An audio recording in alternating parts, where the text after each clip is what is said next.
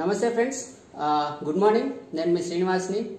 ఈరోజు నేను చాలా హ్యాపీగా ఫీల్ అవుతున్నాను. ఎందుకంటే మన విస్టేజ్ కంపెనీలో చాలా success leader, great leader and చాలా స్పీడ్గా సక్సెస్ అయిన లీడర్, చాలా తొందరగా కార్ అచీవ్మెంట్ అయిన లీడర్ అండ్ ఏ విషయమైనా క్లియర్గా ఏదైనా డౌట్ ఉంటే ఈ వ్యక్తి వీడియోలు చూస్తే 100% డౌట్ క్లియర్ అనే అనుకునే వాళ్ళకి చాలామందికి తెలుసు. మన గ్రేట్ లీడర్ సలీం గారితో ఇంటర్వ్యూ చేయబోతున్నాను. సలీం సార్ నమస్తే, గుడ్ మార్నింగ్. గుడ్ మార్నింగ్, అస్సలాము అలైకుం, అందరికీ నమస్కారం. Good morning Bobby. So thank you very much. అన్నిటికంటే ముందు శ్రీనివాస్ గారికి ఒక మంచి ఆలోచన వచ్చింది. ఏంటంటే చాలామంది టీంలో కొందరికి క్లియర్ కానీ క్వశ్చన్స్ ఏవైతే ఉంటాయో అవి మన ఇంటర్వ్యూ ద్వారా కొంచెం వాళ్ళకి ఇంకా క్లారిటీ దొరుకుతుందనే ఉద్దేశంతో శ్రీనివాస్ గారు ఒక మంచి ఆలోచన చేశారు. సో దీనివల్ల చాలా మందికి హెల్ప్ అవుతుందని నా నమ్మకం. So thank you so much Srinivas గారు. Madam good morning. మేడం మీరు అస్సలాముఅలైకుం, good morning. Okay sir, start చేసే ముందు కామన్గా మీకు చిన్న ఉన్నప్పటి నుంచి మీరు ఇంతకుముందు ఈ కంపెనీలకు రాకముందు ఏదైనా డైరెక్ట్ సేలింగ్ది అనుభవం ఉందా? మీకు డైరెక్ట్ సేలింగ్ది మీకు ఇంతకుముందు అనుభవం ఉందా? డైరెక్ట్ సెల్లింగ్ అనుభవం అంటే నేను ఒక 18 years క్రితం అనుకుంటా అండి, ఒక ఫారిన్ కంపెనీలో చేశాను ఒక 6 నెలలు. అప్పుడు నాకు వాస్తవానికి ఒక 16 సంవత్సరాలకి 20 ఉండేవి. ఆ టైంలో నాకు ఇలా డబ్బు ఇలా గిట్ట సంపాదించవచ్చా అని ఒక కొత్త థాట్ నాకు చూసి ఒక 6 నెలలు గట్టిగా చేశాను. నేను గట్టిగా అంటే సిస్టమ్ ఫాలో చేయలేదు, ఏం చేయలేదు, గుడ్డిగా చేసేసామన్నమాట. గుడ్డిగా చేయడంలో ఒక 40,000 రూపాయలు అప్పు అయింది ఆ టైంలో. సో ఆ తర్వాత నేను ఒకటే డిసైడ్ చేసుకున్నా, ఎందుకంటే జీవితంలో ఎప్పుడు ఇలాంటి నెట్వర్క్ మార్కెటింగ్లు కానీ డైరెక్ట్ సెల్లింగ్ కానీ సిస్టమ్ ఇలాంటి దానికి జీవితంలో వెళ్ళొద్దని ముక్కు చెంపులు వేసుకొని ఆ తర్వాత ఇప్పటి వరకు నేను ఈ వెస్టేజ్ జాయిన్ కావడానికి ముందు వరకు నా దగ్గరికి ఎవరన్నా వచ్చి ఇలాంటి సిస్టమ్ గురించి చెప్తే ఒకటే అనేవాడిని. ఒకవేళ చాలా క్లోజ్ ఫ్రెండ్ అయితే, సార్ నీకు నువ్వు తీసుకొచ్చింది ఏందో ప్రోడక్ట్ నేను తీసుకుంటే డబ్బులు ఇస్తాను నీకు, అంతేగాని ఇంకోసారి నాకు బిజినెస్ గురించి మాత్రం డిస్కస్ చేయొద్దు, అది బెస్ట్ ఫ్రెండ్ ఉంటే. కానీ కొత్త వాళ్ళు ఉంటే కనుక నేను చెప్పేది సార్ ఇలాంటి నాకు నచ్చవని చెప్పి పంపించేవాడిని. ఓకే సార్, ఫస్ట్ మీ బ్యాక్గ్రౌండ్ ఏంటి సార్? మీ స్టోరీ కొంచెం వినాలని ఉంది మాకు. అసలు మీకు మీ జర్నీ, ఇంతకుముందు మీరు ఏం చేస్తుండే వాళ్ళు, ఎట్లా మరి దీంట్లోకి వచ్చిన తర్వాత ఎట్లా అనేది మీకు కొంచెం బ్యాక్గ్రౌండ్ చెప్పి అయితే అందరికి తెలుస్తుంది. ఇంతకుముందు మీకు ఎంత చదువుకున్నారు, లేకపోతే ఇంతకుముందు ఏం వర్క్ చేసిండ్రో కొంచెం బ్యాక్గ్రౌండ్ చెప్పండి మీరు. ఫ్రెండ్స్, యాక్చువల్గా నేను నా బ్యాక్గ్రౌండ్ చెప్పాలంటే చాలా ప్యూర్ అంటారు కదా, గరీబ్ అంటారు కదా, చాలా గరీబ్ ఫ్యామిలీ. ఎందుకంటే మాది పటంచెరు దగ్గర బానూరు, మన మెదక్ డిస్టిక్లో, ఇప్పుడు సంగారెడ్డి డిస్టిక్ అయింది. పటంచెరు మండల్ బానూరు విలేజ్ మాది.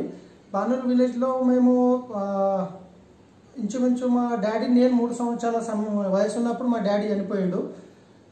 నాకు అంతగా అంత ఐడియా లేదనమాట. సో ఆ సిచ్యువేషన్లో మా మమ్మల్ని కూలినాలు చేసి ఆ పనులు ఈ పనులు చేసి మమ్మల్ని చదివించింది. 7వ క్లాస్ వరకు చదువుకున్నాను నేను. ఆడికైనా చదువుకోమని చెప్పింది మా మమ్మీ. కాకపోతే అప్పుడున్న పరిస్థితుల్లో నాకు ఎట్లుంటుందంటే చినిపోయిన బట్టలు వేసుకొని స్కూల్కి వెళ్ళడం వల్ల చూసిన వాళ్ళకి మంచిగా అనిపి తెలుగు కొంచెం వచ్చినప్పటి నుంచి ఏమవుతుందంటే కొంచెం మంచి బట్టలు దొరకాలి అట్లానే ఉంటుంది.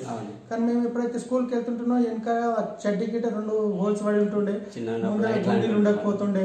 కానీ అట్లాంటి సిచ్యువేషన్లో ఒక 6వ క్లాస్ 7వ క్లాస్కి వెళ్ళే సమయంలో మనకు ఇబ్బందులు బాగా వచ్చేసినాయి. అంటే ఇంట్లో తినడానికి చాలా కష్టంగా తయారైపోయింది అన్నమాట ఆ టైంలో. ఎందుకంటే మా అమ్మ కామని చేయాలి, స్కూల్ ఫీజులు కట్టాలి, ట్యూషన్ ఫీజులు, ఇవన్నీ కష్టమైపోయింది.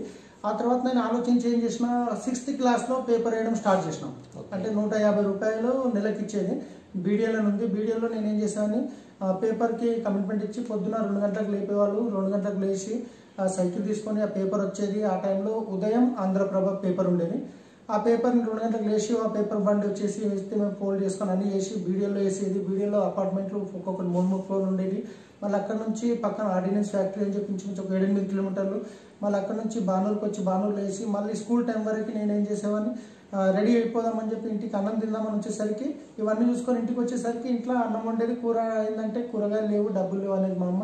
ఆ కారం ఏరము వేసుకొని నేను స్కూల్కి పోయేవాడిని. అట్లా చూసి ఇక నాకు అర్థమైపోయింది, ఇక తినడానికి లేకుండా ఇంకెన్ని రోజులు చేస్తామని చెప్పేసి వాస్తవానికి మా ఇంటి పక్కన వాళ్ళ మా పరిస్థితి చూడలేక వాళ్ళకి చెప్పారు మీకు అంత ఇబ్బంది అవుతుంది వచ్చి మా ఇంటికి వచ్చి మీరు తీసుకోకండి అనమంటే నేను డైలీ నైట్లో గిట్ట వెళ్ళి వాళ్ళ ఇంట్లోకి సాయంత్రం 7-8 కాగానే ప్లేట్ తీసుకొని వెళ్ళేవాడిని. అడిగితే 5-6 మంది మా ఇంటి చుట్టుపక్కల ఉన్న వాళ్ళు గిట్ట మాకు అన్నం పెట్టేది, తీసుకొచ్చి గిట్ట మేము తిని గడుపుకున్న రోజులు ఉన్నాయి.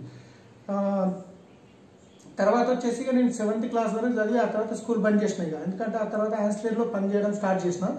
450 రూపాయలు శాలరీ అనమాట అప్పుడు. ఇక అక్కడ నుంచి నాకు ఒక ఆలోచన అనమాట, అరే మా ఇంటి చుట్టుపక్కల అంత వాళ్ళని చూస్తుంటే మనం ఇట్లెందుకు, మనం ఎదగాలి అనే ఆలోచనతో ఏం చేసేవానంటే నేను ప్రతిసారి ఎక్కడ నేను ఫిక్స్ అయ్యేది కాదు.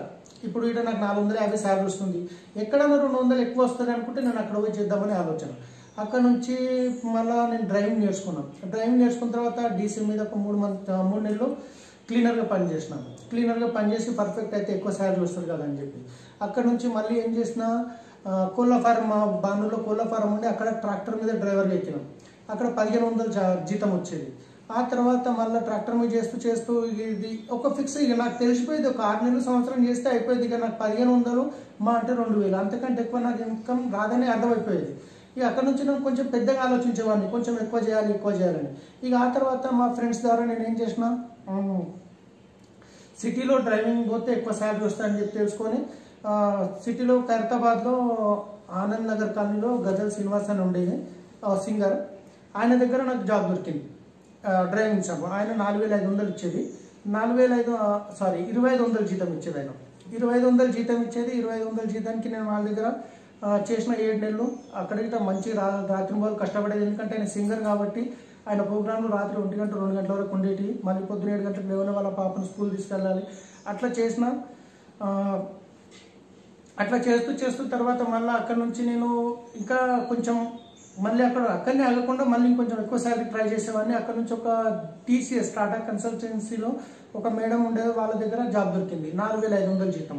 సో అక్కడ నుంచి వాళ్ళ దగ్గర చేస్తూ మళ్ళీ ఒక 1 year అట్లా 6 నెలలు చేశాను. ఆ మేడం గిట్ట కొంచెం బాగా ర్యాషెస్గా మాట్లాడి ఇబ్బందులు పెట్టేది. ఆయన నేను ఓపికతం చేసుకున్న తర్వాత మళ్ళీ అక్కడ నుంచి అదే TCSతో మళ్ళీ వేరే ఎంప్లాయీ దగ్గర రాజేష్ కుమార్ వర్మ అని చెప్పేసి వాళ్ళ దగ్గర జాబ్ దొరికింది 5500కి. ఆ తర్వాత ఇవన్నీ ప్రాసెస్ నేను అప్పటికి పెళ్లి కాలేదు, ఇంకా పెళ్లి కాలేదు. అదే సిచ్యువేషన్లో మా ఊర్లో ఏమైందంటే మాకు 2 ఎకరాల పొలం ఉండేది. మా డాడీ అప్పుడు నాకు ఆయన ఉన్నప్పుడే మా పెద్దనాయనకి 300 రూపాయలు అప్పు ఇచ్చేది ఉందని చెప్పేసి మా పెద్దనాయన ఏం చేసి నీ 2 ఎకరాల భూమి గిట్ట నేనే తీసేసుకుంటాను, డబ్బులు ఇవ్వకుండా సార్ అని చెప్పేసి మాట వరుసకు చెప్పి భూమి తీసుకున్న తర్వాత పెద్దగా అయిన తర్వాత చాలా ఇంటి చుట్టుపక్కల వాళ్ళు ఏమన్నారంటే మీ డాడీ భూమి అమ్మలేడు కాబట్టి మీరు కేసు వేస్తే మీకు ఆ భూమి వస్తుంది అని చెప్పి మాకు ఎంకరేజ్ చేయడం జరిగింది. సో అట్లాంటి టైంలో సరే 2 ఎకరాలు కదా వీళ్ళు చెప్తారు వాస్తవానికి వేరే వాళ్ళకి ఇటు వస్తుందని ఆశతో మేమేం చేసినాం, ఓ లాయర్ దగ్గరికి వెళ్ళి ఆయనతో మాట్లాడి కమిట్మెంట్ తీసుకుంటే ఆయన ఏమన్నాడు, ఓకే మీ భూమి మీకు రిటర్న్ ఇప్పించే బాధ్యత మాది, 25% నాకు దాంట్లో పాలు ఇవ్వాలి, తర్వాత మీకు ఫీజులు ఒక 5000 ఉంటాయని చెప్పిండు. సరే 5000 కదా అని చెప్పేసి మేము ఏం చేసినామంటే తీసుకొచ్చి ఇచ్చినాం. ఆ తర్వాత ఆయన ట్రాప్లో దింపేసింది మమ్మల్ని. 5000 ఆయన అడుగుతుండే 10,000, ఈయనట్టుండే 10,000, అవి 5,000. ఎందుకంటే ఆల్రెడీ డబ్బులు పెడుతున్నాం, వస్తుంది వచ్చేసింది అని ఆశ పెట్టేసింది. అట్లా చేస్తూ ఇంచుమించు మేము 3 లక్షలు అయిపోయింది. 3 లక్షలు అప్పు అయిపోయింది. ఫైనల్గా చూసేసరికి 3 years 4 years అయిపోయింది. ఇంచుమించు మా పెళ్లి 1996 2006లో నా పెళ్లి కావడానికి ఒక 2 సంవత్సరాల ముందు ప్రాసెస్, ఇది 3 సంవత్సరాల ముందు ప్రాసెస్. ఆ తర్వాత ఇంచుమించు 3 లక్షల అప్పుకి అయిపోయింది. ఆ తర్వాత ఫైనల్గా మేము చూసేసరికి మా పేర్ల మీద ఉన్న డాక్యుమెంట్స్ మండల ఆఫీస్లో ఇక్కడ ఉన్న డాక్యుమెంట్స్ అనేవి అన్ని ఆల్మోస్ట్ ఎవరైతే కబ్జాలు ఉన్నారో వాళ్ళ పేరుకి వెళ్ళిపోయింది. ఇక మాకు అర్థమైపోయింది అక్కడ మేము ఏం చేయలేని సిచ్యువేషన్. డాక్యుమెంట్స్ వెళ్ళిపోయినాయి, లాయర్ ఏమో వాళ్ళకి ఆల్రెడీ కమిట్మెంట్ ఇచ్చిండు, మాకు కమిట్మెంట్ ఇచ్చిండు, అక్కడ డబ్బులు తీసేసుకొని వాళ్ళ ఫేర్ చేసిండు, ఆయన పేరు మీద ల్యాండ్ చేసేసిండు. ఆ తర్వాత మేము ఏం చేయలేమని చెప్పిండు లాయర్. ఆ టైంలో మళ్ళీ మేము మా గ్రామ సర్పంచ్కి వెళ్ళిపోయి రిక్వెస్ట్ చేసినాం, సార్ ఇది పరిస్థితి ఇట్లా అయిపోయింది అని చెప్పి శ్రీహరి అని చెప్పి ఉండే ఆయన గిట్ట మాకు హెల్ప్ చేసి ఏం చేసిండు, ఎవరైతే కబ్జాలో ఉన్నారో వాళ్ళతో మాట్లాడి 1,50,000 ఇప్పించాడు. లేకపోతే ఆ 3 లక్షల అప్పు గిట్ట మేము తీసుకోలేని సిచ్యువేషన్లోకి వెళ్ళిపోయినాము. ఆ 1,50,000 మళ్ళీ తీసుకొచ్చి అప్పులు కట్టేసి మిగతా 1,50,000కి ఇక మేము 1,50,000కి ఇంట్రెస్ట్ కట్టుకుంటా అట్లా గడుపుకుంటా వస్తున్నాం అనమాట. అప్పట్లో మీ శాలరీ ఎంత ఉండేది? 4,500. 4,500 శాలరీ, ఇల్లు గడవాలి ప్లస్ అప్పులు మిత్తిలు ఇవన్నీ మన రానువని ఖర్చులు నేను అప్పటి నుంచి చేసేవాడిని. ఇవన్నీ చూసుకుంటూ నాకు అర్థమైపోయింది నేను ట్రాప్లోకి వచ్చేసిన, ఇంత అప్పు ఏం చేయాలి, ప్రాపర్టీస్ లేవు ఏం లేవు, ఎట్లా చేయాలనేది ఆ ఉద్దేశంతో ఇక అంత లోపల మా మమ్మీ నీకంటే చిన్న చిన్న వాళ్ళు పెళ్లి చేసుకుంటున్నారు, ఈ అప్పుల్లో ఇట్లా అయిపోయి పెళ్లి చేసుకోవడం అని చెప్పేసి ఆమె భయపెట్టి 2-3 సార్లు గొడవ పెట్టుకొని ఆమె సూసైడ్ అటెంప్ట్ చేసింది. పెళ్లి చేసుకోలేకపోతే నేను చచ్చిపోతా అని చెప్పేసి 2 సార్లు 3 సార్లు అయింది. ఇక ఇంతకంటే ఎక్కువైతే కష్టం అవుతుంది, మళ్ళీ మనం అయిపోతే కష్టం అవుతుంది అని చెప్పేసి ఆల్రెడీ 1.5 లక్ష అప్పు ఉండగా మళ్ళీ నేను 1 లక్ష రూపాయలు అప్పు, అంటే అప్పటికి భూమిది క్లారిటీ రాలేదు ఇంకా, అంటే మాకు వస్తుంది అనేది ఒక ఆశ అనమాట ఇంకా అప్పటికి. సో ఈ 3 లక్షలు అయిపోయినంటే ఆ 3 లక్షల్లో ఈ పెళ్లి అప్పు కొంచెం అయింది. మొత్తం ఎట్లా అంటే భూమి ఎట్లా మనకు వస్తుంది కాబట్టి అని చెప్పి ఉద్దేశంతో ఈమె మనం చనిపోగలదు, మనం చేసుకోగలని చెప్పి పెళ్లికి రెడీ అయిపోయినా. పెళ్లి చేసుకున్న తర్వాత భూమిది క్లారిటీ అయిపోయింది, మాకు కాదని చెప్పేసి అప్పుడు చూసేసరికి అన్ని పోను మా దగ్గర మళ్ళీ 3 లక్షల అప్పు మిగిలింది. సో ఆ టైంలో నాకు మా పాప పుట్టి 1 ఇయర్ అవుతుంది. అప్పుడు మళ్ళీ ఖర్చులు పెరిగిపోయినాయి, మళ్ళీ ఆమెకు సెర్లాకులని అవన్నీ ఇవన్నీ. ఇక అప్పుడు నేను ఏం చేయాలో తెలియని పరిస్థితిలో ఇక నాకు ఇక మా హైదరాబాద్ TCSలో జాబ్ చేస్తున్నాను. యాక్చువల్గా నేను టాటా కన్సల్టెన్సీలో డ్రైవింగ్ నాది. ఆ టైంలో హైదరాబాద్లో శంషాబాద్ ఎయిర్పోర్ట్ స్టార్ట్ అయింది, మెరీ క్యాబ్ స్టార్ట్ అయింది. అప్పుడు ఒక వేరే డ్రైవర్ దగ్గర తెలిసింది ఇట్లా శంషాబాద్లో క్యాబ్లకు ఇట్లా ఎక్కువ శాలరీ దొరుకుతుంది అంటే మళ్ళీ నేను అక్కడ పోయి ఇంటర్వ్యూ అవన్నీ ఇచ్చి అవి చేసి మళ్ళీ అక్కడ జాయిన్ అయ్యాను. జాయిన్ అయిన తర్వాత అక్కడ మంచి ఇన్కమ్ రావడం స్టార్ట్ అయింది. 20,000 30,000 నెలకు రావడం స్టార్ట్ అయింది. అప్పుడు నేను బానూరు నుంచి అప్ అండ్ డౌన్ చేస్తున్నాను. కానీ అప్పుడు నాకు అర్థమైంది అప్ అండ్ డౌన్ చేయడం వల్ల ఒక్కొక్క రోజు వేస్ట్ అవుతుంది, నేను ఇక్కడ సిటీకి వచ్చేస్తే ఈ టైం గట్రా నేను చేసుకోవచ్చు అని చెప్పి ఉద్దేశంతో మొత్తం ఫ్యామిలీని తీసుకొని హఫీస్పేట్ షిఫ్ట్ అయినా. అక్కడ నుంచి నేను రాత్రి బాగులు కష్టపడి 2 రోజులు ఇంటికి వచ్చేది కాదు, అట్లా కష్టపడి అప్పు అయితే మొత్తం క్లియర్గా తీసేసుకున్నాను. అది తీర్చుకున్న తర్వాత ఏమైంది, మళ్ళీ ఒక మెరీ క్యాబ్లో ఒక 1.5 మంత్ స్ట్రైక్ అయింది. ఆ స్ట్రైక్ టైంలో ఏమైంది, మళ్ళీ మాది చేస్తే కానీ పూట గడవని టైం, ఆ టైంలో మళ్ళీ తినడానికి కష్టం అయిపోయింది. ఇక అట్లా టైంలో ఏం చేసిన, ఈ స్ట్రైక్ వస్తుందా పోతుందా ముందు చేస్తే ఏం తెలియని పరిస్థితిలో మా వైఫ్ దగ్గర గోల్డ్ ఉండే, ఆ గోల్డ్ గిట్ట కొంచెం పెట్టి మా మామయ్య దగ్గర ఒక 50,000 తీసుకొని ఇంకా వేరే దగ్గర 50,000 తీసుకొని నేను ఒక కారు కొన్నాను, సొంతంగా కారు కొన్నాను. ఎందుకంటే ఆ టైంలో నాకు కస్టమర్స్ అనేది ఉండేవాళ్ళు అనమాట, నా రెగ్యులర్ కస్టమర్. ఆ కారు కొని ఏం చేసిన, నేను ఆ కస్టమర్కి సర్వీస్ ఇవ్వడం స్టార్ట్ చేసిన. కొన్ని హోటల్స్ ఉంటే హోటల్స్ నుంచి నాకు బుకింగ్స్ వచ్చేవి అనమాట. ఆ బుకింగ్స్ రావడం వల్ల నేనేం చేసిన, సరే నాకు కస్టమర్స్ రావడం ఎక్కువైపోయారు అప్పుడు, ఎందుకంటే స్ట్రైక్ బంద్ ఉంది. అప్పుడు మా సొంత ఫ్రెండ్స్ వాళ్ళు అవుతున్నారో మీకు తెలుసు, వాళ్ళకి గిట్ట నేను ఏం చెప్పిన అంటే నా దగ్గర బుకింగ్ కస్టమర్స్ ఉన్నారు, నేను మీకు బుకింగ్స్ ఇస్తాను, మీరు ఒక వెహికల్కి నాకు 2,500 పే చేయాలని చెప్పేసి కమిట్మెంట్తో వాళ్ళ బుకింగ్ చేయడం స్టార్ట్ చేసిన. అట్లా గిట్ట నాకు ఇంకా బుకింగ్ పెరగడం వల్ల, హోటల్స్ నుంచి కమిట్మెంట్ వాళ్ళకి సర్వీస్ పెరగడం వల్ల, బుకింగ్స్ ఎక్కువ రావడం వల్ల నేను అట్లా పెంచుతూ నుంచి 40 వెహికల్స్ నా దగ్గర అటాచ్లో నడిచేది. ఆ టైంలో నేను ఒక ఆఫీస్ తీసుకొని, ఒక సెంటర్ తీసుకొని, కాల్ సెంటర్ పెట్టి ఒక 5 మంది అమ్మాయిలు డే నైట్ పనిచేసేవాళ్ళు, నేను గిట్ట చేసేవాడిని. అట్లా చేస్తూ మంచిగా సెట్ అయింది. నెలకు 78,000 సంపాదించేవాడిని. కానీ అటు లాస్ట్గా మంచిగా సెట్ అయిన సిచ్యువేషన్లో ఓలా క్యాబ్ హైదరాబాద్కి వచ్చేసింది. ఓలా క్యాబ్ రావడం వల్ల ఏం జరిగిందంటే, మా దగ్గర ఎవరైతే 50,000 60,000 బిజినెస్ ఇచ్చేవాళ్ళు ఒక్కొక్క వెహికల్కి, వాళ్ళకి ఓలా ఊబర్ వాళ్ళు చాలా ఆఫర్స్ ఇచ్చేసరికి ఏం చేసారు, వీళ్ళంతా సడన్గా అక్కడికి వెళ్ళిపోయారు అనమాట. నాకు ఇప్పుడు ఏమైంది, నా దగ్గర బిజినెస్ ఉంది కానీ క్యాబ్స్ లేవు, ఇప్పుడు నేనేం చేయాలి? ఇక అట్లా టైంలో, ఎందుకంటే నేను ఒకవేళ ట్రావెల్స్ తీసేస్తే మళ్ళీ నేను డ్రైవింగ్ చేయాలి, కానీ నాకు మంచిగా ట్రావెల్స్ నడుస్తుంది కదా అనే ఉద్దేశంతో ఒక ఇల్లు గిట్ట తీసుకున్నా ఆఫీస్పేట్లో. దాని EMI లోన్ మీద మాకు తెలిసిన సార్ ద్వారా లోన్ ఇప్పించుకొని తీసుకున్నా. 25,000 నెలకి EMI కట్టాలి. ఆ EMI కట్టాలి. ఇప్పుడు ఏం చేయాలి, నేను ఒక బండ్లని వెళ్ళిపోయి నాకు ఇన్కమ్ 0 అయిపోయింది, ఏం చేయాలని. ఇప్పుడు చేస్తే డ్రైవింగ్ చేస్తే మళ్ళీ ఇవన్నీ చేయలేము మనం అని చెప్పేసి మళ్ళీ మా తెలిసిన కస్టమర్ దగ్గర డబ్బులు తీసుకొని, ఇంట్రెస్ట్ తీసుకొని ఒక్కొక్క బండికి 3 లక్షలు 2.5 లక్షలు కట్టుకుంటూ ఆయన దగ్గర 3,02 రూపాయల 50 పైసలకి ఇంట్రెస్ట్ తీసుకొని ఒక్కొక్కటి 40 వెహికల్స్ చేసే బిజినెస్ నేను 10 వెహికల్స్ తీసుకొని దాని మీద మేనేజ్ చేయడం స్టార్ట్ చేసినాం. ఒక 1 ఇయర్ మళ్ళీ బాగా నడిచింది. మళ్ళీ క్లియర్గా అయ్యే టైంలో మళ్ళీ ఓలా క్యాబ్ వాళ్ళు ఏం చేశారంటే, వీళ్ళు రేట్లు డౌన్ చేసారు. ఇంతకుముందు కస్టమర్స్కి డ్రైవర్స్కి ఆఫర్ ఇస్తే డ్రైవర్స్ వెళ్ళిపోయారు, ఇప్పుడు కస్టమర్స్కి ఆఫర్ ఇచ్చేసారు, కస్టమర్స్ అని వెళ్ళిపోయారు. ఇప్పుడు 10 వెహికల్స్ నాకున్నాయి కానీ గిరాట్లేదు. ఇప్పుడు ఏం చేయాలి? ఆల్రెడీ 1 ఇయర్ అయిపోయింది, అందరికి EMI కట్టాలి. ఒక 3 మంత్స్ అట్లనే బ్యాలెన్స్ చేసి చూసినాను. కానీ ఈ 3 నెలల్లో 2,70,000 ఉండటం వల్ల అప్పు చేయాల్సి వచ్చింది, EMI కట్టడానికి, డ్రైవర్స్కి శాలరీ ఇవ్వడానికి. ఇక నాకు ఇది అర్థమైపోయింది. మధ్యలో మీరు ఏమన్నా సంపాదించారా బాగా? ఆ మధ్యలో బాగా నడిచినప్పుడు 50,000 60,000 నాకు నెలకు వచ్చేటి. కానీ 25,000 ఇంటి లోన్ ఉంది, పిల్లల స్కూల్ అది ఇది దానికి నడుస్తుంది యావరేజ్ గా. సంపాదించడం ఏం లేదు, ఎందుకంటే అప్పు తీసుకున్న పైసలకి ఇంట్రెస్ట్ కట్టాలి కదా. ఇప్పుడు ఈ వెహికల్స్ కి 24 లక్షలు తీసుకున్నాము, వాటికి ఇంట్రెస్ట్ కట్టాలి, మా పిల్లలకి చూసుకోవాలి, EMI ఇవన్నీ చూసుకుంటా నేను యావరేజ్ గా నడిచిపోయేది, ఆడికాడికి నడిచిపోయేది. ఇంకొంచెం బిజినెస్ నుంచి ఆలోచనలో ఉన్నట్టు ఆ టైంలో సడన్ గా ఇట్లా అయిపోయింది. ఇక అయిపోయేసరికి ఏం చేయాలి అర్థం కాలేదు. అదే టైంలో నాకు ఒక 2 months ముందు నుంచి అరుణ మేడం వాళ్ళ దగ్గర నేను వీడియోలో ఉన్నప్పుడు డ్రైవింగ్ చేసేవాడిని. ఆమె నాకు ఏం చేసిందంటే కాల్ చేసింది, సలీం ఒక మంచి బిజినెస్ ఉంది, ఒకసారి నువ్వు ఫ్యామిలీతో మా ఇంటికి రా అని. అంటే 10 సంవత్సరాల గ్యాప్ వచ్చి ఉండే, ఏం బిజినెస్ ఏమో కానీ 10 సంవత్సరాలు అయింది కదా, కలవడానికి పోదాం ఎప్పుడో ఒకసారి అని అనుకున్నా. కానీ అదే సిచ్యువేషన్లో ఆ సంగారెడ్డి వైపు మాకు గుద్దేరా దగ్గర ఒక పెళ్లి వచ్చింది. ఆ పెళ్లి మా రిలేషన్లో పోయేది ఉండే. సో పోతూ పోతూ మా వైఫ్ మా పిల్లలు తీసుకొని వాళ్ళ ఇంటికి పోయినా నేను, కలిసి మధ్యలోనే కదా దారిలో కలవడానికి పోయినప్పుడు మేడం ఏం చేసింది, నీళ్ళు ఇచ్చి టీ ఇచ్చిన తర్వాత ఆమె ప్లాన్ చెప్పడం స్టార్ట్ చేసింది. నేను ఇలాంటి బిజినెస్ చాలా చూసి నేను జీతం పోద్దని చెప్పి నా ఉద్దేశంలో ఉంది. ఇంట్రెస్ట్ లేదు, మొత్తం కంప్లీట్ గా ఇంట్రెస్ట్ లేదు, చెప్పేది చెప్తుంది ఆమె ఇట్లా చెప్తుంది, నేను ఇట్లా వదిలేస్తున్నా, నాకు ఇంట్రెస్ట్ లేదు కదా. కానీ అట్లా అని చెప్పి నేను చేయనని చెప్పలేము మా ముందట, ఎందుకంటే వాళ్ళ ఇంట్లో నేను డ్రైవింగ్ చేసిన డ్రైవర్ని కాబట్టి రెస్పెక్ట్ ఉంది. ఆ రెస్పెక్ట్ తో నేను కాదని లేక సరే మేడం ఏం చేయాలి, జాయిన్ కావాలి, ఏం చేయాలి, ఫామ్ ఫిల్అప్ చేయాలి చేసిన. జాయినింగ్ ఫీజు ఏమైనా ఉందా, ఏం లేదు, ఇంకా సంతోషమే. జాయిన్ అయ్యి వదిలేద్దామనే ఉద్దేశంతో నేను జాయిన్ అయినా. ఆ తర్వాత మేడం పోతుంటే ఒక సబ్బు ఒక నైట్ క్రీమ్ ఇచ్చింది, ఆమె దగ్గర అవి ప్రొడక్ట్స్ ఉండే, ఇవి తీసుకోపోతే బాగుంది అంటే వద్దులేండి మేడం నేను స్టోర్లో తీసుకుంటాను అని చెప్పి నేను అంటుంటే బల్మీకి ఇస్తే సరే తీసుకొని డబ్బులు ఇచ్చేసిన. తెచ్చినాక వాడిన తర్వాత నాకు సబ్బు చాలా బాగా నచ్చింది, మా మేడంకి ఏమో నైట్ క్రీమ్ చాలా బాగా నచ్చింది. కానీ ప్రోడక్ట్ నచ్చిందని చెప్పి మళ్ళీ ఫోన్ చేయాలి, ఆమె బాగుందంటే మళ్ళీ బిజినెస్ చేయమంటారు కదా.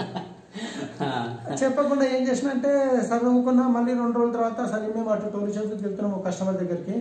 మరి మా సార్ గిట్టున్నారు, ఒకసారి మా టైం ఇవ్వు అంటే సరే మరి కాదని లేము, ఇట్లా ఇంటికాన్ని ఆఫీస్లోనే ఉంటాం కదా అని చెప్పి రమ్మన్నా. మా గ్రేట్ అప్లైన్ కుల్కర్ణి సార్ వచ్చిన తర్వాత ఆయన ప్లాన్ చెప్పిన దాంట్లో ఒక పాయింట్ బాగా అర్థమైంది నాకు.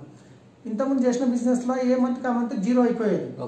కానీ ఈ బిజినెస్ లో అక్యుములేటివ్ సిస్టమ్ ఉంది. అంటే నేను సొంతంగా నా ఇంటికి కొనుక్కున్నా కానీ ఏదో ఒక రోజు 20%కి వెళ్తే నాకు 50-60% బెనిఫిట్ వస్తుంది. ఇది ఒకటి అర్థమైంది. చలో ఇందాక వచ్చారు కదా అని చెప్పి ఒక ఆర్డర్ తీసుకున్న వాళ్ళకి ఇది తీసుకుంటాను రాసి ఇచ్చారు. ఆఫీస్ సికింద్రాబాద్ ఉంటే సికింద్రాబాద్ పోయి నేను ప్రోడక్ట్ తీసుకోవడానికి వెళ్ళినా. అక్కడ చాలా మంది లైన్ లో నిలబడి మంచి ప్రొఫెషన్ వాళ్ళు ప్రోడక్ట్ తీసుకుంటున్నారు. అని ప్రోడక్ట్ బాగుంది, ఇంత మంచి ప్రొఫెషన్ వాళ్ళు కూడా ప్రోడక్ట్ తీసుకుంటున్నారు అంటే ఏదో ఉంది అని చెప్పేసి మైండ్లో కొంచెం థాట్ వచ్చింది. తర్వాత మేడం మీటింగ్కి ఇన్వైట్ చేసింది. సరే మీటింగ్కి వెళ్ళినా. ఒక 2 మీటింగ్లు కొన్నాక ఫస్ట్ మీటింగ్కి వెళ్ళినప్పుడు అయితే నాకు అంత భరోసా కాలేదు. ఇంత కష్టపడితేనే లక్షలు రావట్లేదు, వీళ్ళు సబ్బులు పేస్ట్లు చేంజ్ చేస్తే వస్తాయా, ప్రోడక్ట్ అయితే మంచిగా ఉన్నాయి కదా, వాడి చూసుకుందాం, కస్టమర్గా వాడినాం మంచిగా ఉంది కదా అని చెప్పి ఉద్దేశంతో స్టార్ట్ అయినా. ఒక 2 మీటింగ్కి వెళ్ళిన తర్వాత కొంచెం భరోసా వచ్చింది. కానీ అక్కడ మా Kulkarni sir, Charan sir, Indrabir sir ఉన్నారు. వీళ్ళు ఏం చెప్పారు, అరుణ మేడం గిట్ట మనకు ఢిల్లీలో గోకులం మీటింగ్ అవుతుంది సార్, ఎస్పీ భారతి సార్ అని ఉంటారు, చాలా మంచి మీటింగ్ ఉంటుంది, నువ్వు రా అంటే అరే రానికి మనకి ఇంచుమించు 8,000 ఖర్చు, ఇప్పుడే బిజినెస్ స్టార్ట్ చేసినాము మళ్ళీ 8,000 అవసరమా అని అనుకున్నా. కాకపోతే లాస్ట్ మూమెంట్లో ఎందుకు ఈ అప్పు ఏమైంది పోయేద్దాం ఒకసారి అని చెప్పి కొంచెం బిలీవ్ వచ్చినుండే. కానీ అక్కడ గోకులం పోయినాక అర్థమైంది, నాకేం అర్థమైందంటే ఎందుకంటే అప్పటివరకు 1 month 1.5 month దాటిపోయింది. ఇక్కడ క్యాబ్ బిజినెస్ మొత్తం 0 అయిపోయింది, ఇంకా ఏం లేదు, మొత్తం కొలాప్స్ అయిపోయింది ఆ బిజినెస్. కానీ అట్లాంటి టైంలో అక్కడ గోకురానికి వెళ్ళిన తర్వాత ఒక భరోసా ఏమొచ్చిందంటే, నేనున్న సిచ్యువేషన్లో అక్కడ ఎస్పీ భారతి సార్ ఏం చేసిందంటే మీటింగ్లో ప్రతి ఒక్కరు ప్రాబ్లం అంటారు కదా, చెప్పండి ఏం ప్రాబ్లం ఉంది అని చెప్పి ఇట్లా అడిగిండు. అడిగేసరికి ఒక అతను లేచిండు, సార్ నాకు ఇట్లా ఒక బిజినెస్ పెట్టిన లాస్ అయినా 12 లక్షలు అప్పు ఉంది సార్ నాకు అని చెప్పేసి అడిగిండు. సో సార్ ఏం చేసిందంటే అందరినీ హాల్ డోర్లు బంద్ చేయండి, ఎవరు బయటికి వెళ్ళలేదు, లోపలికి వచ్చేది లేదు.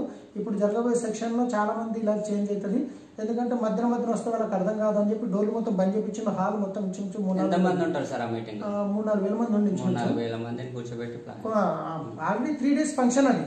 ఆ ఫంక్షన్ లో ఈ సెక్షన్ ఒక 1 hour జరిగింది.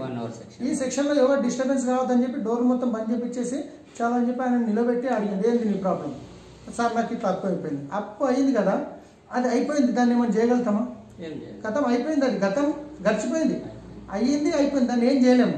కానీ ఏం చేయాలి ఇప్పుడు, దాని సొల్యూషన్ ఆలోచించాలి, దానికి మనం పని చేయాలి, డబ్బులు కట్టాలి అంతే. కానీ అప్పు అయిపోయిందని చెప్పేసి మనము అప్పు అయిపోయింది అని చుట్టాలు చెప్పుకుంటా, అన్నలకు చెప్పుకుంటా, అన్నలకు చెప్పుకుంటా అప్పు అయిపోయింది అని చెప్పేస్తే వీళ్ళు మనం తెచ్చి కట్టారు, ఉల్టా మీ మీద బడన్ అయిపోతుంది, మీ నెత్తి మీద భారం అయిపోతుంది, అప్పు అయింది అని చెప్పి చాలా పెద్ద ప్రెషర్లకు వెళ్ళిపోతారు. అందరు రెస్పెక్ట్ ఇయ్యారు, ప్రతి ఒక్కరు అరే వాని పాపం అప్పయిందంట, పాపం వానికి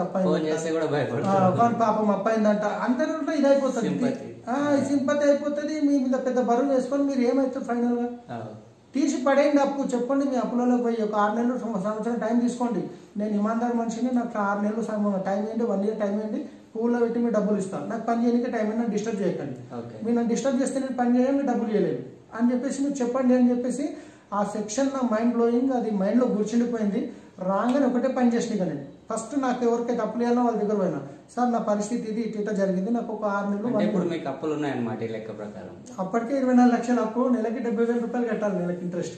ఓకే 24,000 ఇంట్రెస్ట్ 24 లక్షలు ఇంచుమించు ఆ టైంలో అప్పు అయింది. ఎన్ని సంవత్సరాల క్రితం సార్ ఇది? ఇది నేను ఏప్రిల్ 28కి నేను జాయిన్ అయిన వెస్టిజ్ లో. దాని తర్వాత 2 నెలల తర్వాత విషయం చెప్తున్నాం. ఓకే అంటే 24 లక్షలు ప్లస్ ఒక 3 లక్షలు అడిషనల్ అప్ అయినాడు, 2,70,000, 27 లక్షలు. కానీ గోకులం నుంచి రాగానే ఏం చేసిన బిజినెస్ అయితే కొలాప్స్ అయిపోయింది. 10 బండ్లు అయితే నాకు చేతిలో. ఒక్క క్వశ్చన్ అక్కడికి వెళ్దాం మనం. 27 లక్షలు అప్పు పెట్టుకొని ఈ బిజినెస్ లోకి వచ్చిండ్రు మీరు, కరెక్ట్? అయితే మీరు ట్రావెల్స్ పెట్టినప్పుడు ఏం సంపాదించలేరు, అప్పులకి వెళ్ళారు. ఆ 27 లక్షలతోనే వెస్టీజ్ లోకి వచ్చిండ్రు మీరు. 27 లక్షల అప్పులు, నెలకు 70,000 రూపాయలు ఇంట్రెస్ట్ కట్టాలి, నెలకి 70,000 రూపాయలు ఇంట్రెస్ట్ కట్టాలి. ఆ ప్రాబ్లం లో మీరు వెస్టీజ్ లోకి వచ్చిండ్రు. ఇంకోటి ఇంట్రెస్ట్ అంటే మనం రిక్వెస్ట్ చేసి ఆపుకోవచ్చు, అక్కడ ఇంట్రెస్ట్ గిట్ట కాదు. ఒకటి ఇంటిలో బ్యాంకులు లాగారు, రెండోది చిట్టీల గురించి తెలుసు. చిట్టీలో ఒక్క నెల 10 రోజులు లేట్ అయితే ఇంటి మీదకి వచ్చి ఇద్దరు తీస్తాడు. సో చిట్టీలు కట్టాలి, ఇక్కడ లోన్ కట్టాలి, కానీ ఇది ఆగేది కాదు. ఇంట్రెస్ట్ అంటే ఆయనకి ఏదో ఒక రిక్వెస్ట్ చేసి ఒక 6 నెలలకి ఇస్తాను చెప్పుకోవచ్చు. ఆ ఇంట్రెస్ట్ కాక అడిషనల్ గా ఇవి అనమాట. సో నాకు అక్కడ గోకురాలు ఒకటే అర్థమైంది, 24 నెలలు నేను గిట్ట ఖచ్చితంగా కష్టపడితే 1 లాక్ ఇన్కమ్ ఈజీగా తీసుకోవచ్చు అని అక్కడ నాకు ఫుల్ భరోసా వచ్చింది. ఆ మీటింగ్ నుంచి భరోసా వచ్చేసింది. వచ్చినాక ఫైర్ గా ఒకటే, ఏం లేదు, ఒకటే విజన్ నాది, ఏం చూసేట్లేదు. 24 నెలలు నేను కష్టపడతాను, నేను ఎంత వస్తుంది ఏమొస్తుందో, నాకు 24 నెలల్లో నాకు 1,00,000 రూపాయలు ఇన్కమ్ కావాలి. అదే టార్గెట్ పెట్టుకొని వచ్చి నా అప్పుల దగ్గర పోయినా, చెప్పిన వాళ్ళకి రిక్వెస్ట్ చేసిన, నేను మీకు ఎట్టి పరిస్థితుల్లో పైసలు ఇస్తాను, అట్లా మనిషిని కాదు నేను. ఇంతవరకు నేను నా ఒకరికి 1 రూపాయి నాకు ఎక్కడ ముంచినట్టు నాకైతే లేదు. నేను ఏమనంటే రిక్వెస్ట్ చేసుకుని ఉంటా కానీ లేదు. సో ఆయనకు వచ్చి చెప్పినాక వాళ్ళు టైం ఇచ్చారు నాకు, ఓకే ఫైన్ నువ్వు చెయ్యి, ఎందుకంటే వాళ్ళకిட்ட వేరే ఆప్షన్ లేదు, వాళ్ళ నా మంచితనం గురించి తెలుసు. సో ఓకే అని టైం ఇచ్చారు. ఆ టైంలో వచ్చి నేను ఇక బండ్లు ఉన్నాయి, ఏం చేయాలి, బండ్లు ఇంటి ముందర పెడితే జంగు పడిపోతాయి, ఈఎంఐలు ప్రతి నెల కట్టాలి. సరే బండ్లని అమ్మేతామని చెప్పి అమ్ముదామని పోతే 60,000 70,000 అడుగుతారు. నేను తీసుకున్న కొత్త బండి సంవత్సరం కాలేదు, 3 లక్షలు పెట్టి అమ్ముదామంటే 60,000 70,000 అమ్ముతారు. ఏం చేయాలి ఇప్పుడు? అమ్మకుంటేనేమో ఇంటి ముందట మళ్ళీ ఇది కష్టమే. సరే అని చెప్పి 60,000 70,000 ఈ నెల బండి అమ్మాలి, ఒక ఈ మంత్ ఇంట్రెస్ట్ కట్టాలి, ఇంకో బండి అలా ఈ మంత్ ఇంట్రెస్ట్ కట్టాలి, ఇంకో బండి అమ్మాలి ఈ మంత్ ఇంట్రెస్ట్ కట్టాలి. ఇట్లా కట్టుకుంటూ ఆ 10 బండ్లు అమ్మేసరికి నాకు అక్కడనే వెళ్ళిపోయినాయి. అప్పు అనేది మళ్ళీ 24 లక్షలు మిగిలిపోయింది. సో 24 లక్షలు మిగిలిపోయింది. బిజినెస్ చేయాలి స్పీడ్గా, నెలకి వీళ్ళకి ఇంట్రెస్ట్లు కట్టాలి, మళ్ళీ తినడానికి అబ్బాబ్బా ఎంత నరకం అంటే. ఆ టైంలో నాకు అనిపించింది, ఒక 2-3 నెలల ముందు నాకు మనిషికి ఎప్పుడైనా కానీ ఆత్మహత్య ఎప్పుడు అనిపిస్తుంది అంటే, బాగా ప్రెషర్ పెరిగినప్పుడు ఆత్మహత్య అనేది చాలా సంతోషంగా అనిపిస్తుంది అనమాట. 2 నిమిషాల పని కదా, ఇది టెన్షన్ ఎందుకు, ఇది ఇవన్నీ నాతో అవుతాయా. మనిషి ప్రెషర్ పెరిగినప్పుడు ఇది వాళ్ళకి ఈజీ అనిపిస్తుంది. అట్లా ఒక 2 టైమ్స్ అనిపించింది గిట నాకు. కానీ మా పిల్లల ఫేస్ నాకు గుర్తుకొచ్చింది. ఒకవేళ నేను వీళ్ళని నమ్మకంతో పెళ్లి చేసుకున్నా, ఇది చేసినా, ఈరోజు నేనేమన్నా చేసుకుంటే వీళ్ళ పరిస్థితి ఏమవుతుంది, తర్వాత మా పిల్లలు రేపటి వాళ్ళ భవిష్యత్తు ఏమవుతుంది అని చెప్పి ఆలోచన వచ్చేసి నేను స్ట్రాంగ్ డిసిషన్ తీసుకొని, లేదు నేను వెస్టీజ్లో గట్టిగా పనిచేస్తే నాకు కొంచెం మంచి ప్లాట్ఫామ్ దొరికింది. ఎందుకంటే అంతకుముందు గిట్ట నేను నమాజ్కి వెళ్ళేవాడిని, బాగా ప్రేయర్ చేసేవాడిని, దేవుడు నాకు మంచి తొవ్వ చూపి, మంచి తొవ్వ చూపి, నాకు దేవుడు ఇదే తొవ్వ చూపించిండేమో, ఇదే కావచ్చు, ఇక నేను గట్టిగా పనిచేస్తాను డిసిషన్తో, స్ట్రాంగ్గా డిసిషన్ తీసుకొని తిండి చూడలే, రాత్రి చూడలే, పగలు చూడలే, ఏం చూడలే. చాలా మంది నో గిట్ అన్నారు నాకు స్టార్టింగ్ లో. సార్ నాకు ఇక్కడ ఒక డౌట్ వస్తుంది, మీరు ఇన్ని ప్రాబ్లమ్స్ లో వచ్చిండ్రు కదా, ఇన్ని ప్రాబ్లమ్స్ లో వచ్చిండ్రు, సరే ప్రాబ్లం ఉన్నాక మీరు బిజినెస్ స్టార్ట్ చేసిండ్రు, నేను దీని గురించి తర్వాత క్వశ్చన్ అడుగుతా. సార్ మీరు చెప్పంగానే అందరు విన్నారా? చెప్పంగానే వినడం కాదు, వాస్తవానికి ఒక 2 నెలల వరకు అయితే ప్రతి ఒక్కరు నన్ను ఇన్సల్ట్ చేయడమే. నేను మొన్న కార్ల బిజినెస్ చేసిండు, ఇప్పుడు సడన్ గా సబ్బులు పట్టుకొని తిరుగుతున్నాడు. ఒక రెస్పెక్ట్ వచ్చింది, ఈయనకు 10 కార్లు ఉన్నాయి, ఈయన హంగామా 10 కార్లు ఓనర్ ట్రావెల్స్ అని వాళ్ళకి తెలుసు, కానీ లోపల ఉన్నది వాళ్ళకి తెలియదు కదా. ఈయన కార్లు చేసుకుంటే సడన్ గా సబ్బులు పట్టుకొని తిరుగుతున్నాడు. కాండాల గిట్ట ఏమనడం స్టార్ట్ చేశాడంటే సబ్బులో మీటింగ్ వేయడానికి ఫోన్ చేసి అడుగుతున్నారు. మా సొంత బొమ్మకి నేను రాసి పెట్టుకున్న డ్రీమ్ చూసి మీ డాడీ పాగల్ అయిపోయింది అని చెప్పి అనడము, ఇండైరెక్ట్ గా అనలే, మా బిడ్డతో అన్నాడు. అట్లా చాలా మంది ఫ్రెండ్స్ గిట్ట ఎవ్వరు ఎగతాళి చేయడము, నమ్మకపోవడం, ఇవన్నీ జరిగినాయి. కానీ నాకు లక్కీగా ఏంటంటే నన్ను మీటింగ్ పోయినా అక్కడ నాకు ఒక మనుషులు కూర్చుండిపోయింది 100% నేను చేయగలుగుతాను. సో అక్కడ మనకు ఎస్పీ భారీ సర్వీస్ సిస్టమ్ లో సిడీస్ ఉన్నాయి. చాలా మంది ఏం చేస్తారంటే రాగానే సిస్టమ్ ని ఫాలో చేయరు, తన సొంత మైండ్ ఓపెన్ చేస్తారు. నేను నా సొంత మైండ్ తీసి పక్క పెట్టేసిన, నేను పక్క పెట్టి సీడీలు వినమని చెప్పి అప్లైన్ సీడీలు విన్నా. సీడీలు వినడం వల్ల చలో ఇప్పుడు నేను నడుస్తున్న ప్రాసెస్ లో నెక్స్ట్ ఏం జరుగుతుంది, సీడీలు ఏం చెప్తారో అదే జరుగుతుంది నాకు ఇక్కడ. అరే వాస్తవం కదా, వీళ్ళు సీడీలు చెప్పేదే వీళ్ళు జరుగుతుంది, వాళ్ళు ఆల్రెడీ లక్షలు సంపాదించారు. వాళ్ళు నో చెప్పినప్పుడల్లా మీరు సీడీ విన్నారు, సీడీ వినడం వల్ల మీకు ఒక ఐడియా వస్తుంది, ఇదంతా జరిగేది ఆల్రెడీ మన అప్లైన్స్ చెప్తున్నారు. ఇవన్నీ ఆల్రెడీ సక్సెస్ఫుల్ పర్సన్ చెప్తున్నారు ఇట్లా వాళ్ళకి జరిగింది. సో నాకు ఇట్లా అదే జరుగుతుంది కాబట్టి 100% కరెక్టే ఇది. వాళ్ళు నో అంటారు. వాస్తవానికి నేను ఒక పర్సన్కి పోయి సబ్బు చేంజ్ చేయడం వల్ల ₹1,00,000 వస్తుందంటే ఎట్లా నమ్మకం అవుతుంది? నాకైతే నమ్మకం కాలేదు. నాకు నమ్మకం ఎక్కడ కలిగింది? పెద్ద మీటింగ్ లో. వాళ్ళు పెద్ద మీటింగ్ అటెండ్ చేసిరా? చేయలేదు. సక్సెస్ఫుల్ పర్సన్ చూసిరా? చూడలేదు. సో వాళ్ళు వాళ్ళ మైండ్ సెట్ లో ఆలోచించేది కరెక్టే, వాళ్ళకి తప్పు కనలేము. కానీ వాళ్ళకి విజన్ లేదు, అక్కడ ఓపెన్ వాళ్ళకి తెలియదు. సో వాళ్ళకి తెలియదు, వాళ్ళు అదే అంటారు. రేపు నేను సక్సెస్ అయినప్పుడు వాళ్ళు 100% వస్తారనే నమ్మకంతో నేను చెప్పుకుంటూ కొత్త వాళ్ళకి చెప్పుకుంటూ వెళ్ళాను. అప్లైన్స్కి అదే చెప్పరు, ఎవరంటే నో అంటారు వదిలేయండి, వాళ్ళని ఇన్సల్ట్ చేయకండి, వాళ్ళని ఈగో హర్ట్ చేయొద్దు, వాళ్ళని రిలేషన్ పెట్టుకోండి. వాళ్ళు ఇయ్యాలి కాకుండా రేపు వస్తారు. వాళ్ళ నసీబ్లో బిజినెస్లో రావాలని రాసి ఉంటే, వాళ్ళకి ఇది బిజినెస్ ద్వారా ₹1,00,000 తీసుకోవాలని రాసి ఉంటే వాళ్ళు వస్తారు, లేదంటే రారు. సరే, ఇప్పుడు మీరు వచ్చినప్పుడు ఇక్కడ హైదరాబాద్లో చేసింది మీరు బిజినెస్, ఇక్కడ షాప్స్ చాలా ఉండేనా? చాలా మంది ఏమంటుంటారు అంటే కామన్గా, సార్ మా ఊర్లో షాప్ లేదని కొందరు అంటుంటారు. మీరు స్టార్ట్ చేసినప్పుడు షాపులు బాగుండేనా? ఎట్లా చేసింది మీరు? మేము స్టార్ట్ చేసినప్పుడు మాకు సికింద్రాబాద్లో ఒకటి ఉండే, హబీస్పేటలో నేను ఉండేది, ఇంచుమించు 18-20 కిలోమీటర్లు ఉంటుంది.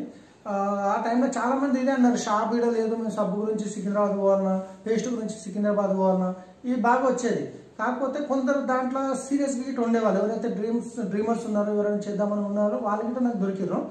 సో మేము ఏం చేసేవాళ్ళం అంటే, ఎవరైతే కస్టమర్స్ ఉన్నారో వాళ్ళకి మేము సర్వీస్ ఇచ్చేది. సరే మీకు కావాలి కదా, మేము తెచ్చిస్తాం, మీకు ఏం ఇబ్బంది లేదు, మీకు ఏం జాయిన్ చేసుకోండి, ఏం కావాలి చెప్పండి, వాళ్ళ లిస్ట్ తీసుకొని మేము 2 రోజులకు 3 రోజులకు ఒకసారి మేము వెహికల్ తీసుకొని వెళ్ళి సికింద్రాబాద్ నుంచి బిల్ చేయించుకొచ్చి మళ్ళీ వాళ్ళకి మేము ఇచ్చేది. అట్లా నేను ఒక డైరెక్టర్ అయిపోయే వరకు నేను ఈ లెక్కలో సర్వీస్ ఇచ్చాను. డైరెక్టర్ అయిన తర్వాత నాకు ఒక 30,000 ఇన్కమ్ రాగానే ఎవరైతే నన్ను బిలీవ్ చేయలేరో, సరే ఈ బిజినెస్ ద్వారా డబ్బులు వస్తాయని చెప్పి వాళ్ళకి నమ్మకం కలిగింది, ఎవరైతే నో అన్నారో వాళ్ళు కూడా స్టార్ట్ చేయడం, బిజినెస్ స్టార్ట్ చేసారు. మీకు ఒక ఇన్కమ్ వచ్చినాక మిగతా వాళ్ళు వచ్చిండ్రు, అంతవరకు రాలేదు, బాగా కష్టపడ్డారు. రైట్. సరే, ఇప్పుడు చాలా మంది ఒకటి అంటుంటారు కదా, ఇది ఇంతకుముందు కూడా అశోక్ సార్ని కూడా ఈ క్వశ్చన్ వేసినాను నేను. ఇప్పుడు మీరు చాలా మంది అంటారు, సార్ మీరు షాప్లో పప్పులు ఉప్పులు లేవు, పప్పులు ఉప్పులు వచ్చినాక స్టార్ట్ చేసామని అంటారు కదా. మీరు స్టార్ట్ అయినప్పుడు కూడా ఇన్నే ప్రోడక్ట్స్ ఉండేనా? పప్పులు ఉప్పులు గురించి మీరు ఏం చెప్తుండ్రు? ఇప్పుడు నేను అదే, ఇప్పుడు సిద్ధార్థ్ సింగ్ అని చెప్పేసి మన దగ్గర ₹1,05,00,000 ఇన్కమ్ తీసుకుంటూ నెలకి. ఆయన స్టార్ట్ చేసినప్పుడు 2 సప్లిమెంట్లు ఉండే, నోనియోకస్పెర్లినా 2 సప్లిమెంట్ బిజినెస్ స్టార్ట్ చేసిన వాళ్ళు. కానీ ఈ రోజు లక్కీగా మనకు ఆయిల్ ఉంది, పేస్ట్ ఉంది, బ్రష్ ఉంది, ఇవన్నీ ఉన్నాయి. కానీ మనకి ఇక్కడ మనం పప్పులుప్పు నుంచి బిజినెస్ చేయట్లేదు, మనకు ₹1,00,000 ఇన్కమ్ కావాలి. ₹1,00,000 ఇన్కమ్ కావాలి, మన ఫోకస్. కానీ పప్పు ఉంటే చేస్తాము, ఉప్పు ఉంటే చేస్తాం, అవి వచ్చినాడు ఇంకా పెద్ద బిజినెస్ అవుతుంది. దాన్ని చూసుకుంటే మనం పప్పులుప్పు నుంచి తోటి వస్తున్నాం, ఇక్కడ మనం డ్రీమ్ బిల్డ్ చేసుకోవడానికి మనం వస్తున్నాం. సో ఉన్న ప్రోడక్ట్ తోనే మనం పెద్ద బిజినెస్ చేయొచ్చు. అవి వస్తున్నాయి, కంపెనీ చేస్తుంది. ఆ చేసినప్పుడు ఇంకా టీం పెరిగితే ఇంకా చాలా పెద్ద టర్న్ ఓవర్ అప్పటికి వచ్చే అవకాశం ఉంది. సార్ మీరు ఇన్ని ప్రాబ్లమ్స్ లలో ఉన్నారు కదా ఆల్రెడీ, మీకు ఆల్రెడీ దాదాపు ఇప్పుడు ఎంత అప్పు ఉందో నాకు తెలియదు, మీకే తెలుసు. అయితే ఇంత అప్పులా మీరు ఎట్లా చేస్తున్నారు బిజినెస్? నాకు ఒకటే సార్, నా గోల్ ఒకటే. ఇప్పుడు ఈ బిజినెస్ లో ₹1,00,000 తీసుకునే వాళ్ళకి ఉన్నారు. అవును. నాకున్న అప్పులో నేను వేరే ఏ పని చేసినా అప్పు తీరడం ఇంపాసిబుల్. కానీ ఈ బిజినెస్ లో నేను గట్టిగా కష్టపడితే నా ఇన్కమ్ ఒక 3 లక్షలకి వెళ్ళినా. ప్రజెంట్ 1,47,000 ఉంది, ఇన్కమ్ ఉంది ఆల్రెడీ. ఒకవేళ నేను ఒక 3 లక్షల ఇన్కమ్కి వెళ్ళినా విత్ ఇన్ 6 months తో నా అప్పు తీసేయగలుగుతాను. ఇప్పుడు ఈ ప్రాబ్లమ్స్ నుంచి ఉన్న వాళ్ళకి ఏం చెప్తారు సార్ మీరు? ఇప్పుడు ప్రాబ్లం అంటుంటారు, చాలా మంది ఏమంటుంటారు అంటే, నేను కూడా ప్లాన్లోకి వెళ్ళినప్పుడు నాకు ఈ ప్రాబ్లం ఉంది సార్, ఈ ప్రాబ్లం అయిపోగానే వస్తా అంటుంటారు. ఇప్పుడు మీకు ఇంత పెద్ద ప్రాబ్లం పెట్టుకొని బిజినెస్ చేస్తున్నావు కదా, ఇట్లా వేరే మీలాగానే ప్రాబ్లమ్స్ ఉన్న వాళ్ళకి మీరు ఏం చెప్తారు? సో ప్రాబ్లం అనేది ఎప్పుడు క్లియర్ కాదు, ప్రాబ్లం అనేది పెరుగుతూనే ఉంటుంది. ప్రాబ్లం వచ్చినప్పుడు మనం పని స్పీడ్గా పెంచాలి. కానీ ప్రాబ్లం ఉందన్నప్పుడు ప్రాబ్లం అని చూసుకుంటూ కూర్చుంటే ఆ ప్రాబ్లం ఇంకా పెద్దగా కనిపిస్తుంది, భూతార్థంలో పెట్టి చూసినట్టు అవుతుంది. సో ప్రాబ్లం ఉన్నప్పుడు మనం ఏం చేయాలంటే యాక్షన్ ఎక్కువ చేయాలి, పని ఎక్కువ చేయాలి. పని ఎక్కువ చేసినప్పుడు ప్రాబ్లం క్లియర్ అవుతుంది. కానీ ప్రాబ్లం అని చెప్పి 10 మంది చెప్పుకుంటా పోతే వాళ్ళు మీకు సానుభూతి చూపిస్తారు, అయ్యో పాపం అట్లయిందా అంటారు. కానీ వచ్చి ఎవరు హెల్ప్ చేయరు.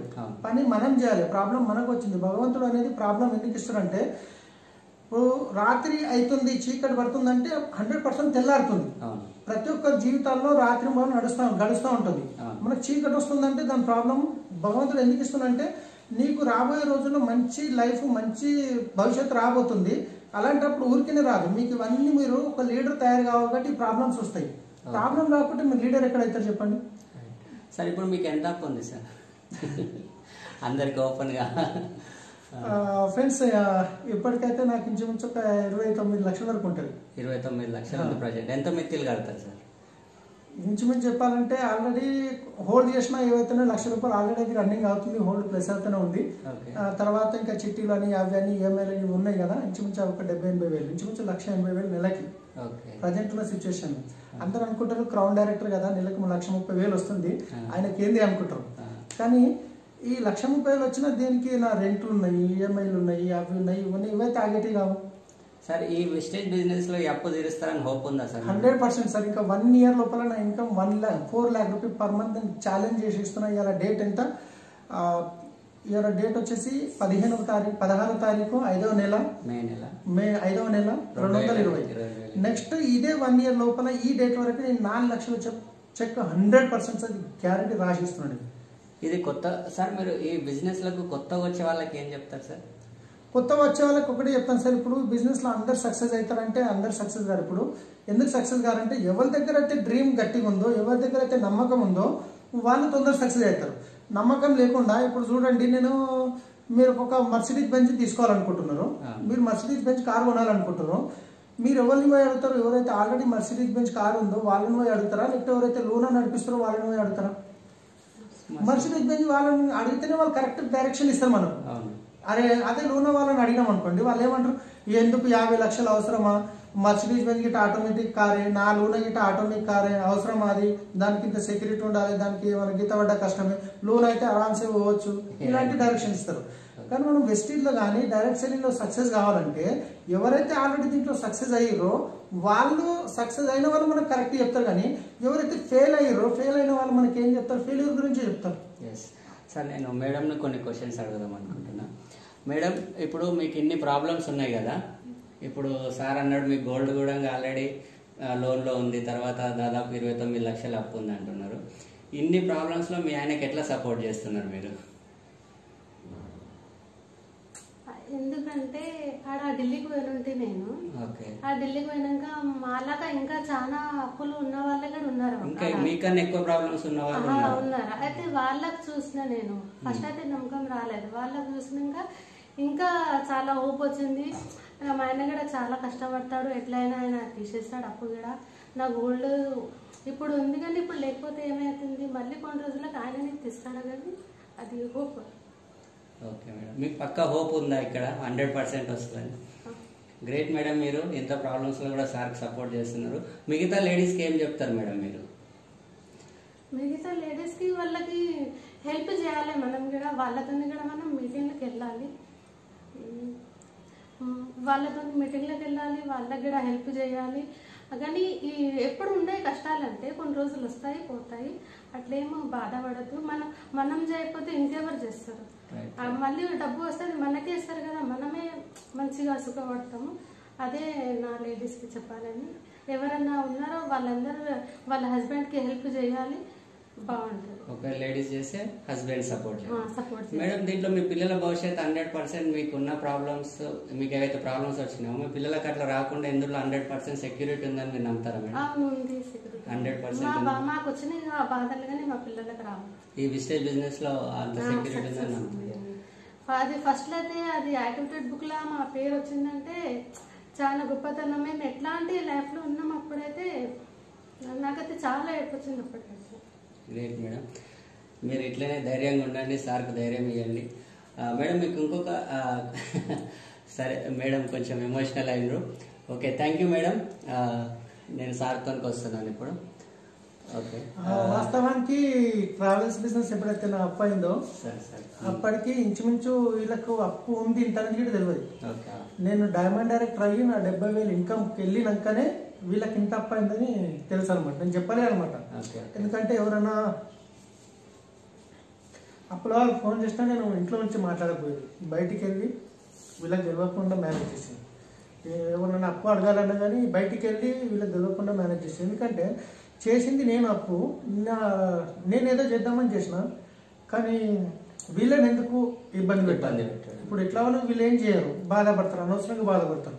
అదేదో నేను చేద్దామని చెప్పేసి డైమండ్ డైరెక్టర్ అయ్యి 70,000 ఇన్కమ్ పోయినాక ఎప్పుడైతే ఢిల్లీలో ఎస్పీ భార్గవి సార్కి తెలుసు ఈ స్టోరీ నాది, ఆయన చెప్పింది అనమాట స్టోరీ స్టేజ్ మీద చెప్పని చెప్తే, అప్పుడు చెప్తే ఆ వీడియో తీసి ఎవరో గ్రూప్లో వేసిర్రు, అప్పుడు ఈమె తెలుసు ఇంత అప్పు అయిందని చెప్పేసి. అప్పటిదాకా వీళ్ళకి అప్పు అనేది తెలియదు, ఏం అడిగితే అది తెచ్చియడం అంతే, బయట ఏం బాధ పడదు, నేను పడదు. సార్ గ్రేట్ సార్, మీరు చాలా వేల మందికి ఇన్స్పైర్ కావాలి, మీ అప్పులు తొందరగా క్లియర్ కావాలి. ఓకే సార్, మీ స్టోరీ బాగుంది. నేను ఇప్పుడు కొత్త వాళ్ళ కోసం కొన్ని క్వశ్చన్స్ అడుగుతాను సార్.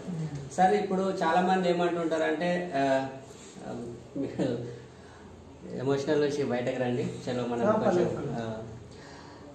ఫ్రెండ్స్ చూడండి, సార్ ఇంత ప్రాబ్లమ్స్ నుండి బిజినెస్ చేస్తున్నాడు, విస్టేజ్లో ఇంత నమ్మకం ఉందని చెప్పేసి సార్ వాళ్ళ ఫ్యామిలీ మేడం ఎవరైతే ఉన్నారో వాళ్ళు కూడా చెప్తున్నారు, మీరు ఖచ్చితంగా చేయండి. అయితే సార్కి నేను ఇప్పుడు మామూలుగా కొన్ని క్వశ్చన్స్ అడుగుతాను, దాంతోపాటు మన వాళ్ళు కొందరు నేను సార్ని ఇంటర్వ్యూ చేస్తుంటే కొన్ని క్వశ్చన్స్ పంపించిండ్రు, అవి కూడా అడుగుతాను. దానికంటే ముందు సార్ చాలామంది అంటుంటారు అప్లైన్ సెల్ఫ్ చేయరు, డౌన్ లైన్ చేయట్లేదు అని అంటుంటారు కదా, ఈ upline business down line business మన బిజినెస్ సార్, అసలు బిజినెస్ ఎట్లా చేయాలి సార్? ఒక్కసారి ఆలోచించాలి. బిజినెస్లోకి రావడం ముందు ఇంట్లో డబ్బులు ఎవరు సంపాదించాలి? ఈ బిజినెస్ నేను వచ్చాను, డబ్బులు ఎవరు సంపాదించాలి? నేను సంపాదించాలి. పని ఎవరు చేయాలి? నేను చేయాలి. చెక్ ఎవరికి కావాలి? నాకు కావాలి. ఎంజాయ్ ఎవరు చేయాలి? నేను చేయాలి. మరి పని వచ్చేసరికి అప్లైన్ ఎందుకు చేయాలి? మీకు అప్లైన్ ఈ బిజినెస్ లో చూపించిండు, అదే పెద్ద అదృష్టం ఉన్నది. ఇప్పుడు మా అప్లైన్ మాకు బిజినెస్ చూపించిండు, నేను 2 సార్లు వాళ్ళని పిలిచిన, నేను ఆ తర్వాత నాకు ఇంత మంచి ఆపర్చునిటీ ఇచ్చారు వాళ్ళు, భగవంతుని తర్వాత తల్లిదండ్రుల తర్వాత నేను వాళ్ళనే కొలుస్తాను. రేపటి రోజు నేను డీసీడ్ అయిన తర్వాత వాళ్ళ మందిరాలు కట్టిపిస్తాను నేను. ఎందుకంటే ఇంత మంచి ఆపర్చునిటీ ఇచ్చారు, ఆ తర్వాత నాకు అప్లైన్ డౌన్ లైన్, నాకు డౌన్ లైన్ వేయలేదు, అప్లైన్ నాకు మీటింగ్ చెప్పలేదు. అరే సక్సెస్ నేను కావాలి. ఈ బిజినెస్ లో అప్లైన్ కంటే ముందుకెళ్ళే అవకాశం ఉంది సార్. చాలా మంది ఒకటి ఆశిస్తుంటారు, ఇక్కడ మీరు అన్నది బాగుంది సార్. ఎట్లా అంటే అప్లైన్ చూడొద్దు, నీ అంతా నువ్వు పనిచేసి నువ్వు సక్సెస్ కావాలి, ఎందుకంటే ఇన్కమ్ నీకు కావాలని. చాలా మంచి ఉంది. దీంతో పాటు అందరు అంటుంటారు సార్, ఎప్పుడైనా సరే నాకు అప్లైన్ లెగ్ వేయలేడు, కింద ఒకటి చెప్తే వేయలేడు అని చెప్పి, మీ అప్లైన్ మీకు వేసిండా అట్లా? నాకైతే ఇప్పుడు అడగలేదు, సిగ్గు చేయటం అనమాట ఇట్లా అడగడం గిట్ట. ఎందుకంటే ఒకసారి ఆలోచించండి, అప్లైన్ అడిగితే ఒక లెగ్ ఇస్తాడు, ఓకేనా? ఒక లెగ్తో పని అయిపోతుందా? కాదు కదా. రెండో విషయము, ఇక్కడ మీరు ఒక మనిషికి చేప ఇవ్వడం వల్ల దానికన్నా అతనికి చేపలు పట్టడం నేర్పేయండి. అతనికి ఒక ముద్ద పెట్టే కన్నా ఆ ఒక ముద్ద సంపాదించడం ఎట్లానో నేర్పిస్తే జీవితాంతం మన పెద్ద బిజినెస్ చేస్తాడు. ఒక నేసే కన్నా మీరు ఒకరిని ఎలా జాయిన్ చేయాలి అని నేర్పియండి, ఆయన 100 మందిని జాయిన్ చేస్తాడు. ఇది మూర్ఖత్వంగా ఇంకేం లేదు. మనకు అప్లైన్ ఒకరిని వేయడం అని వేసినా ఇంకోటి ఆ పని చేయరు వాళ్ళు. ఇప్పుడు మీరు ఎవరిని చేస్తారో మీరు వేసే వాళ్ళకి రిలేషన్ ఉంటుంది, కానీ వాళ్ళకేముంటుంది? ఆయన కింద అంటాడు, నాకు ఇంకోటి వేయండి అంటాడు. మీరు ఇంకోటి వేస్తే మీరు ఒక పెద్ద ఎల్ఓబి తయారు చేసినా కానీ మీరు చేసిన కానీ ఎల్ఓబి వస్తుంది, ఇంకోటి వేయండి అని చెప్తాడు. ఆయన పని చేయడం మానేస్తాడు, ఆయన పని చేయడు, మీరు ఖరాబ్ చేస్తారు డౌన్లోడ్ చేసి. వాస్తవానికి ఒకవేళ మీరు అట్లా చేస్తున్నారు అంటే మీరు వేయద్దు. ఏం చెప్పాలంటే పలానా పర్సన్ ఉన్నాడు, ఆయన ఇంట్రెస్టెడ్ ఉన్నాడు చేయాలని, సో మీరు పోయి ఆయనకు ప్లాన్ చెప్పండి, మీరు చెప్పి మీరు ఆయన కరెక్ట్ చేసేయండి. మీరు వాళ్ళ పిల్లల్ని తయారు చేసేయండి, వాళ్ళ బాబుని తయారు చేయండి. కానీ మీరే అన్ని చేస్తామంటే అది 100% మీకు రానున్న రోజుల్లో నష్టమే జరుగుతుంది, లాభం జరగదు. ఈ వేసుడు అనేది లేనే లేదండి అసలు. వాస్తవానికి మీరు పెద్ద ఇన్కమ్ అయ్యి పెద్ద లీడర్ కావాలంటే కనుక మీరు ఎవరి మీద ఆశపడడం అనవసరం. సార్ ఇప్పుడు మన కంపెనీలో 350+ ప్రోడక్ట్స్ ఉన్నాయి, మనకు తెలుసు. చాలా మంది అంటుంటారు కదా ఇంకొన్ని ప్రోడక్ట్ ఉంటే బాగుండాలి, దానికి మీ సమాధానం ఏంటి? ఇంతకుముందు చెప్పిన మీకు సిద్ధార్థ్ సింగ్ 2 ప్రోడక్ట్ ఉన్నప్పుడు ఎంత పెద్ద చేసిందని. ఇప్పుడు ఉన్న దాంట్లో ఎంత పెద్ద బిజినెస్ చేయాల్సి, ఇప్పుడు 350 ప్రోడక్ట్స్ ఉన్నాయి, రైస్ బ్యాండ్ ఇవన్నీ వాడితే ఇంచుమించు నెలకి మనకు 20,000 ఖర్చు వస్తుంది. కానీ ఉన్న ప్రోడక్ట్ వాడాం మనం, ఇంకా కావాలి. ఇప్పుడు మనకు కంపెనీ చేస్తుంది, అన్ని చేస్తుంది. ఇప్పుడు రానున్న రోజుల్లో బెస్ట్ డీల్లో మీరు సినిమాకి వెళ్ళినా మనకు డబ్బు వస్తుంది, మీరు పోయి హెయిర్ కటింగ్ చేయించుకున్న డబ్బు వస్తుంది, పాల ప్యాకెట్ తీసుకున్న డబ్బు వస్తుంది, కొత్తిమీర తీసుకున్న డబ్బు వస్తుంది. కంపెనీ చేస్తుంది విజన్. సో అప్పటి వరకు మీ టీం పెంచుకోండి, ఉన్న దాని మీద పెద్ద బిజినెస్ చేసుకునే అవకాశం మనకు ఉంది. అద్భుతమైన ప్రోడక్ట్స్ ఉన్నాయి సార్. ఇప్పుడు కొత్తగా ఇప్పుడు ప్రజెంట్ ఇప్పుడు మన ఇంటర్వ్యూ కొత్త వాళ్ళు చూస్తున్నారు అనుకోండి, వాళ్ళు ఒకవేళ ఈ డైరెక్ట్ సెల్లింగ్ వచ్చింది అనుకో, వాళ్ళు దీంట్లో సెక్యూర్ అని మీరు 100% 100% సార్. ఇప్పుడు ప్రజెంట్ ఉన్న సిచ్యువేషన్ లో చూస్తున్నాము, మీరు జాబ్కి వెళ్ళకుంటే డబ్బు రాదు, జాబ్ గ్యారంటీ లేదు, అవునా కదా? జాబ్ లో మీరు కరోడ్పతి కాలేరు, మీరు ఏదో లాగా ఏదో ఒక జాబ్ సంపాదించారు, మీరు చలో మీరు నడిచిపోతుంది. రేపు మన పిల్లల భవిష్యత్ ఎంత చదివిస్తే పిల్లలకు జాబ్లు వస్తున్నాయి. చాలా కాంపిటీషన్ అయిపోయింది పిల్లలకి. ఒకప్పుడు ఏదో అట్లా పోయి స్కూల్ పోయి వచ్చేది, ఇప్పుడు చూడండి వాళ్ళకి మెంటల్ గా ప్రిపేర్ అయిపోతుంది. ఆ హోంవర్క్ అని ఈ హోంవర్క్ అని, ఆ ప్రెషర్ ఈ ప్రెషర్, ఎంత చదివినా కానీ రేపు వచ్చే జాబ్లలో సెక్యూరిటీ లేదు. ఆ వచ్చిన జాబ్ వల్ల గిట్ట ఇప్పుడు ఏమవుతుందంటే కాంపిటీషన్ ఎక్కువైపోతుంది. ఇప్పుడు ₹1,00,000 జీతం ఉందంటే వాళ్ళు తీసేసి ముగ్గురు పెట్టుకుంటారు, వాళ్ళ ప్లేస్ లో ముగ్గురు పెట్టుకుంటారు. కాబట్టి డైరెక్ట్ సెల్లింగ్ బెటర్ అంటారు. డైరెక్ట్ సెల్లింగ్ ఇప్పుడు మనకు ఫస్ట్ ఏమైంది, సాఫ్ట్వేర్ బూమ్ వచ్చింది. ఎలాగైతే సాఫ్ట్వేర్ బూమ్ వచ్చిందో నెక్స్ట్ ఏమైంది, రియల్ ఎస్టేట్ బూమ్ స్టార్ట్ అయింది. రియల్ ఎస్టేట్ బూమ్ రాగానే ఏమైంది, మళ్ళీ ఇప్పుడు ఇది 21st సెంచరీ బిజినెస్ ఏదైతే ఉందో మనకు డైరెక్ట్ సెల్లింగ్ బూమ్. అమెరికాలో 60% పీపుల్ ఎవరైతే బిలియనర్స్ అయ్యారో వాళ్ళు డైరెక్ట్ సెల్లింగ్ ద్వారానే అయ్యారు. సో మన దగ్గరకు వచ్చి 20 సంవత్సరాలు అయిపోయింది. కానీ కొన్ని ఏమైతే అంటే కొన్ని మనీ లాండరింగ్ కంపెనీలు వచ్చేసి పాపం వీళ్ళకు తెలియదు అసలు డైరెక్ట్ సెల్లింగ్ అంటే ఏమో తెలియదు. వాళ్ళు ఏదో ఒక అపోలో వాళ్ళని అక్కడ ఇరకబెట్టేసి వాళ్ళకు పైసలు కట్టించి మోసం చేయడం వల్ల పాపం అది చూసి వాళ్ళు నిజంగా వాస్తవానికి డైరెక్ట్ సెల్లింగ్ అంటే మోసపోవడం అని అనుకుంటున్నారు. కానీ అస్సలు చూడలేరు వాళ్ళు. అసలు చూడక వాళ్ళకి వచ్చిన వేరే దాని దాంట్లో చూసి వాళ్ళు దాంట్లో భయపట్టి కూర్చున్నారు. సార్ ఇప్పుడు మీ విజన్ ఏముంది సార్? కొన్ని రోజులలో మీకు మీ లైఫ్లో మీ విజన్ ఉంటుంది కదా. ఇప్పుడు 2020 నడుస్తుంది. రాబోయే 3 years లో మీ లైఫ్ ఎట్లుంటుంది? రాబోయే 5 years లో మీ లైఫ్ ఎట్లుంటుంది? రాబోయే 3 to 4 years లో మాత్రము నేను మా ఒక మంచి ఒక 100 villas ఒక డ్రీమ్ చూశానండి. ఇప్పుడు నా డ్రీమ్స్ అయితే ఓకే, నాది ఇంకా 1 year లోపల అన్ని క్లియర్. నా అప్పు పోతుంది, నేను ఒక 50 లక్షల కార్ తీసుకుంటా, ఒక ₹1,00,00,000 ఇల్లు కొంటా, నా ప్రాబ్లం క్లియర్. కానీ ఇక్కడ నేను నాది కాదు, నేను నా డౌన్ లైన్ ఆలోచిస్తున్నా. నేనేం ఆలోచిస్తున్నా అంటే ఇప్పుడు మీకు ఒక నెలకి ఒక ₹1,00,00,000 వస్తున్నాయి. ₹1,00,00,000 వస్తే మీరు ఒక 5 కోట్ల ఇల్లు కట్టుకుని ఒక 10 కోట్ల ఇల్లు కట్టారు. కానీ ఎట్లాంటి సిచ్యువేషన్ కట్టారు, మీరు ఎక్కడ ఏ లొకేషన్ లో కట్టారు, మీరు కట్టుకున్నారు ఒక ప్లేస్ లో, మీ చుట్టుపక్కల ఉన్న పబ్లిక్ ఎలాంటి వాళ్ళు. సో నేనేం చేసిన అంటే నా ఆలోచన 100 villas అని చెప్పేసి సిటీకి దూరంలో ఒక 200 ఎకరాలు తీసుకొని ఆ 200 ఎకరాలలో ఒక్కొక్క ఇల్లు ఒక్కొక్కరిది ఒక్కొక్క ఎకరం ఉండాలి. అంటే ఎకరం మొత్తంలో ఇల్లు కాదు, అందులో గార్డెన్ ఉండాలి, స్విమ్మింగ్ పూల్ ఉండాలి, రకరకాల చెట్లు ఉండాలి, అన్ని ఉండాలి. అట్లా మా విన్నింగ్ టీమ్ లో క్రౌన్స్ ఓన్లీ క్రౌన్స్, ఎవరైతే క్రౌన్ అండ్ అప్ అందరికి కాదు. ఇప్పుడు బయట ఏదో బిజినెస్ చేసేవాళ్ళు నేను 50 కోట్లు ఇస్తా అంటే నో, ఓన్లీ విన్నింగ్ టీమ్ లో ఉన్న వాళ్ళు క్రౌనే ఈ దానికి ఎలిజిబుల్. సార్ ఇక్కడ టీం అంటే గుర్తొచ్చింది సార్. టీం ఎట్లాంటి టీం చాయిస్ చేసుకోవాలి సార్? కొత్త వాళ్ళకి టీం కానీ అప్లైన్ కానీ వాళ్ళకి అవకాశం వస్తే ఎట్లాంటిది అయితే బాగుంటుంది? అప్లైన్ ఎట్లా ఉండాలి? ఇప్పుడు కంపెనీ బాగుంది, వెస్టేజ్ కంపెనీలో 100% పర్ఫెక్ట్. దీంట్లో టీంలో అవకాశం ఎట్లాంటి టీం అయితే ఎట్లాంటి టీం అయితే ఇప్పుడు చూడండి, మనకు డబ్బు ఒకటే కాదు, డబ్బు సంపాదించినంత మాత్రంలో మన సక్సెస్ కాదు. డబ్బుతో పాటు మనము నీతి నిజాయితీ కూడా చాలా చాలా ఇంపార్టెంట్. ఈ రోజు మనకు తల్లిదండ్రులు నేర్పుతారు కానీ మనం పట్టించుకోలేము. కానీ ఈ బిజినెస్ లో వచ్చిన తర్వాత వాస్తవానికి మాకు విన్నింగ్ టీమ్ లో ఎస్పీ భారతి సార్ ఎట్లా నేర్పించారంటే ఎదుట మీకు ఈ బిజినెస్ ఫ్యామిలీ బిజినెస్, లేడీస్ వస్తుంటారు, చాకలు చెల్లెలు అందరూ వస్తుంటారు. కానీ ఇక్కడ మనం ఏం చేయాలంటే ఈ బిజినెస్ లో వచ్చిన వాళ్ళు తల్లి చెల్లి ఈ రెండే సంబంధాలు, వేరే సంబంధంతో చూసిరంటే విన్నింటిలో తీసి పడేస్తారు. ఇక్కడ ఏంటంటే ప్రతి ఒక్కరు మనం తల్లి స్వభావంతో చూడాలి, చెల్లి స్వభావంతో చూడాలి, వేరే రిలేషన్ ఉండదు. ఫ్రెండ్ అంటే ఫ్రెండ్, ఏం ఫ్రెండ్ అది? ఆ ఫ్రెండ్ అని చెప్తాం, ఫ్రెండ్ లో మళ్ళీ తర్వాత గర్ల్ ఫ్రెండ్ అయిపోతుంది, బాయ్ ఫ్రెండ్ అయిపోతుంది. ఆ తర్వాత ఫ్రెండ్ తో ఇంకేమన్నా ఏమన్నా అయిపోతుందా? అట్లా కాదు. మనం విన్నింగ్ టీమ్ ఉన్న వాళ్ళు తాగుడు అలవాటు ఉన్న వాళ్ళు తాగుడు బంద్ చేస్తారు, సిగరెట్ అలవాటు ఉన్న వాళ్ళు సిగరెట్ బంద్ చేస్తారు, ఆడపిల్లల్ని చెడు స్వభావంతో చూసే వాళ్ళు అన్ని బంద్ చేసేస్తారు. మొత్తం ఒక ప్రత్యేకమైన మనిషి తయారవుతాడు. డబ్బు అనేది వస్తుంది, డబ్బు వచ్చినంత మాత్రం ఇప్పుడు చూడండి చాలా మంది డబ్బు సంపాదించిన వాళ్ళు ఈ రోజు రోడ్డు మీదకి వెళ్ళిపోయారు. ఇప్పుడు చాలా మంది ఏం చేస్తారు, మీటింగ్ చేసిన తర్వాత పొద్దుమికంగానే పోయి హోటళ్లలో మందు బాటలు ఓపెన్ చేస్తారు. ఒకసారి ఆలోచించండి, మీరు ఫ్యామిలీతో ₹1,000 మందు తాగినాక ఆయన దగ్గరకు వచ్చేయమంటాడు, వదినమ్మ మీరు నాకు వదినమ్మ లాంటి వాళ్ళు అంటారు తాగించండి. అది కరెక్టా? మన దగ్గర అద్భుతమైన విన్నింగ్ సిస్టమ్ అండి. ఇక్కడ తాగుడు ఇగుడు అనేది మొత్తం ఒక మనిషి ఒక సాధులాగా తయారైపోతారు వాస్తవం చెప్పాలంటే. Great sir. సార్ మీరు ఇన్ని ప్రాబ్లమ్స్ లో ఇంత తొందరగా ఎట్లా సక్సెస్ అయ్యారు? సీక్రెట్ ఇక్కడ పెయిన్ఫుల్ డ్రీమ్ అనేది ఇంపార్టెంట్. ఇప్పుడు డ్రీమ్ ఉంటుంది. ఇప్పుడు కొందరికి ఏమంటారు అంటే నాకు లగ్జరీ కార్ కావాలి, ఎప్పుడు కావాలంటే 10 సంవత్సరాల 20 సంవత్సరాల వాళ్ళకి లేదు. ఒక పెయిన్ఫుల్ డ్రీమ్ కావాలి. మీరు సక్సెస్ కావాలంటే పెయిన్ఫుల్ డ్రీమ్. ఇప్పుడు నాకు ఇక్కడ నా విజన్ ఏముండే, పెయిన్ఫుల్ డ్రీమ్ ఏముండే, నేను బిజినెస్ లో చేస్తే 100% చేయాలి, నాకు ఇదే వేరే వెనకాల వేరే దారి లేదు. ఇది నా పెయిన్ఫుల్ డ్రీమ్. తొందరగా నేను కప్పులు క్లియర్ చేయాలి, నాకు పెయిన్ఫుల్ డ్రీమ్. ఈ ప్రాసెస్ లో నాకు ఎన్ని కష్టాలు వచ్చినా నేను ఎదుర్కొని ముందుకెళ్ళినా. కానీ డ్రీమ్ లేకుండా బిజినెస్ చేయలేమండి. ఇప్పుడు చూడండి, ఇప్పుడు చెయ్యి ఉంది, ఇప్పుడు మీ ముఖం ఉంది, మీ ఫేస్ ఉంది. ఇప్పుడు మీ ఫేస్ అనేది ఇది నా డ్రీమ్, అది మీ ఫేస్ అనేది నా డ్రీమ్, మీ ఫేస్ అనేది నాది ఒక డ్రీమ్. ఈ 4 వేలు ఉన్నాయి కదా, ఇది ప్రాబ్లం, ఇది ప్రాబ్లం, ఈ ప్రాబ్లం ఉంది. ఇప్పుడు నేను ఈ 4 వేల సందులో నుంచి నా డ్రీమ్ మీరు, మిమ్మల్ని చూస్తున్నా, ఈ వేలు నాకు సరిగా కనిపిస్తాయా? మబ్బు కనిపిస్తాయి. కానీ నేను నా ప్రాబ్లం ఇది, నేను ప్రాబ్లం చూసిన అనుకోండి మీ ముఖం కనిపిస్తున్నా. నేను ఏం ఫోకస్ చేస్తున్నా, నా డ్రీమ్ ఫోకస్ చేస్తే ప్రాబ్లం కనిపించాయి, కానీ ప్రాబ్లమ్ ని ఫోకస్ చేస్తే డ్రీమ్ కనిపించదు.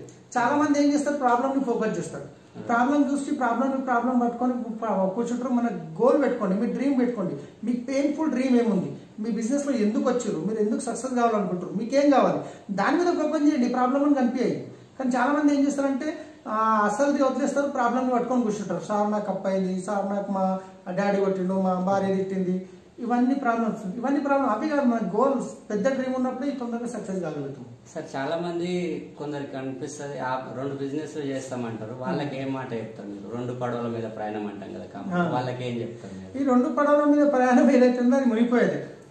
ఇప్పుడు చాలా మంది నాకు తెలిసినంత వరకు చాలా మంది ఏం చేస్తారు, ఒక భార్య పెళ్లి చేసుకున్న తర్వాత మళ్ళీ 2వ భార్యని పెళ్లి చేసుకుంటారు. వాళ్ళు ఎటు కాకుండా మధ్యాహ్నం ఏమవుతారంటే నరక యాతన అనుభవిస్తారు. అవునా? ఇప్పుడు రేపటి రోజు ఈ భార్య పిల్లవాడు ఇంకో భార్య పిల్లవాడు ఏమంటాడు, ఈయన ఎప్పుడు వేసేద్దాం అంటాడు. మా నాయన నన్ను ఇద్దరిని చేసుకుని కానీ వాళ్ళకి ఎక్కువ ఆస్తి ఇచ్చాడు, మాకు ఎక్కువ తక్కువ ఆస్తి ఇచ్చాడు. రేపు ముసలోడు అయిన తర్వాత ఏం విషయం ఇచ్చి చంపాలని చూస్తారు, ఈ భార్య పిల్లలు ఆ భార్య పిల్లలు. అది జీవితంలో సక్సెస్ కాదు అది. సో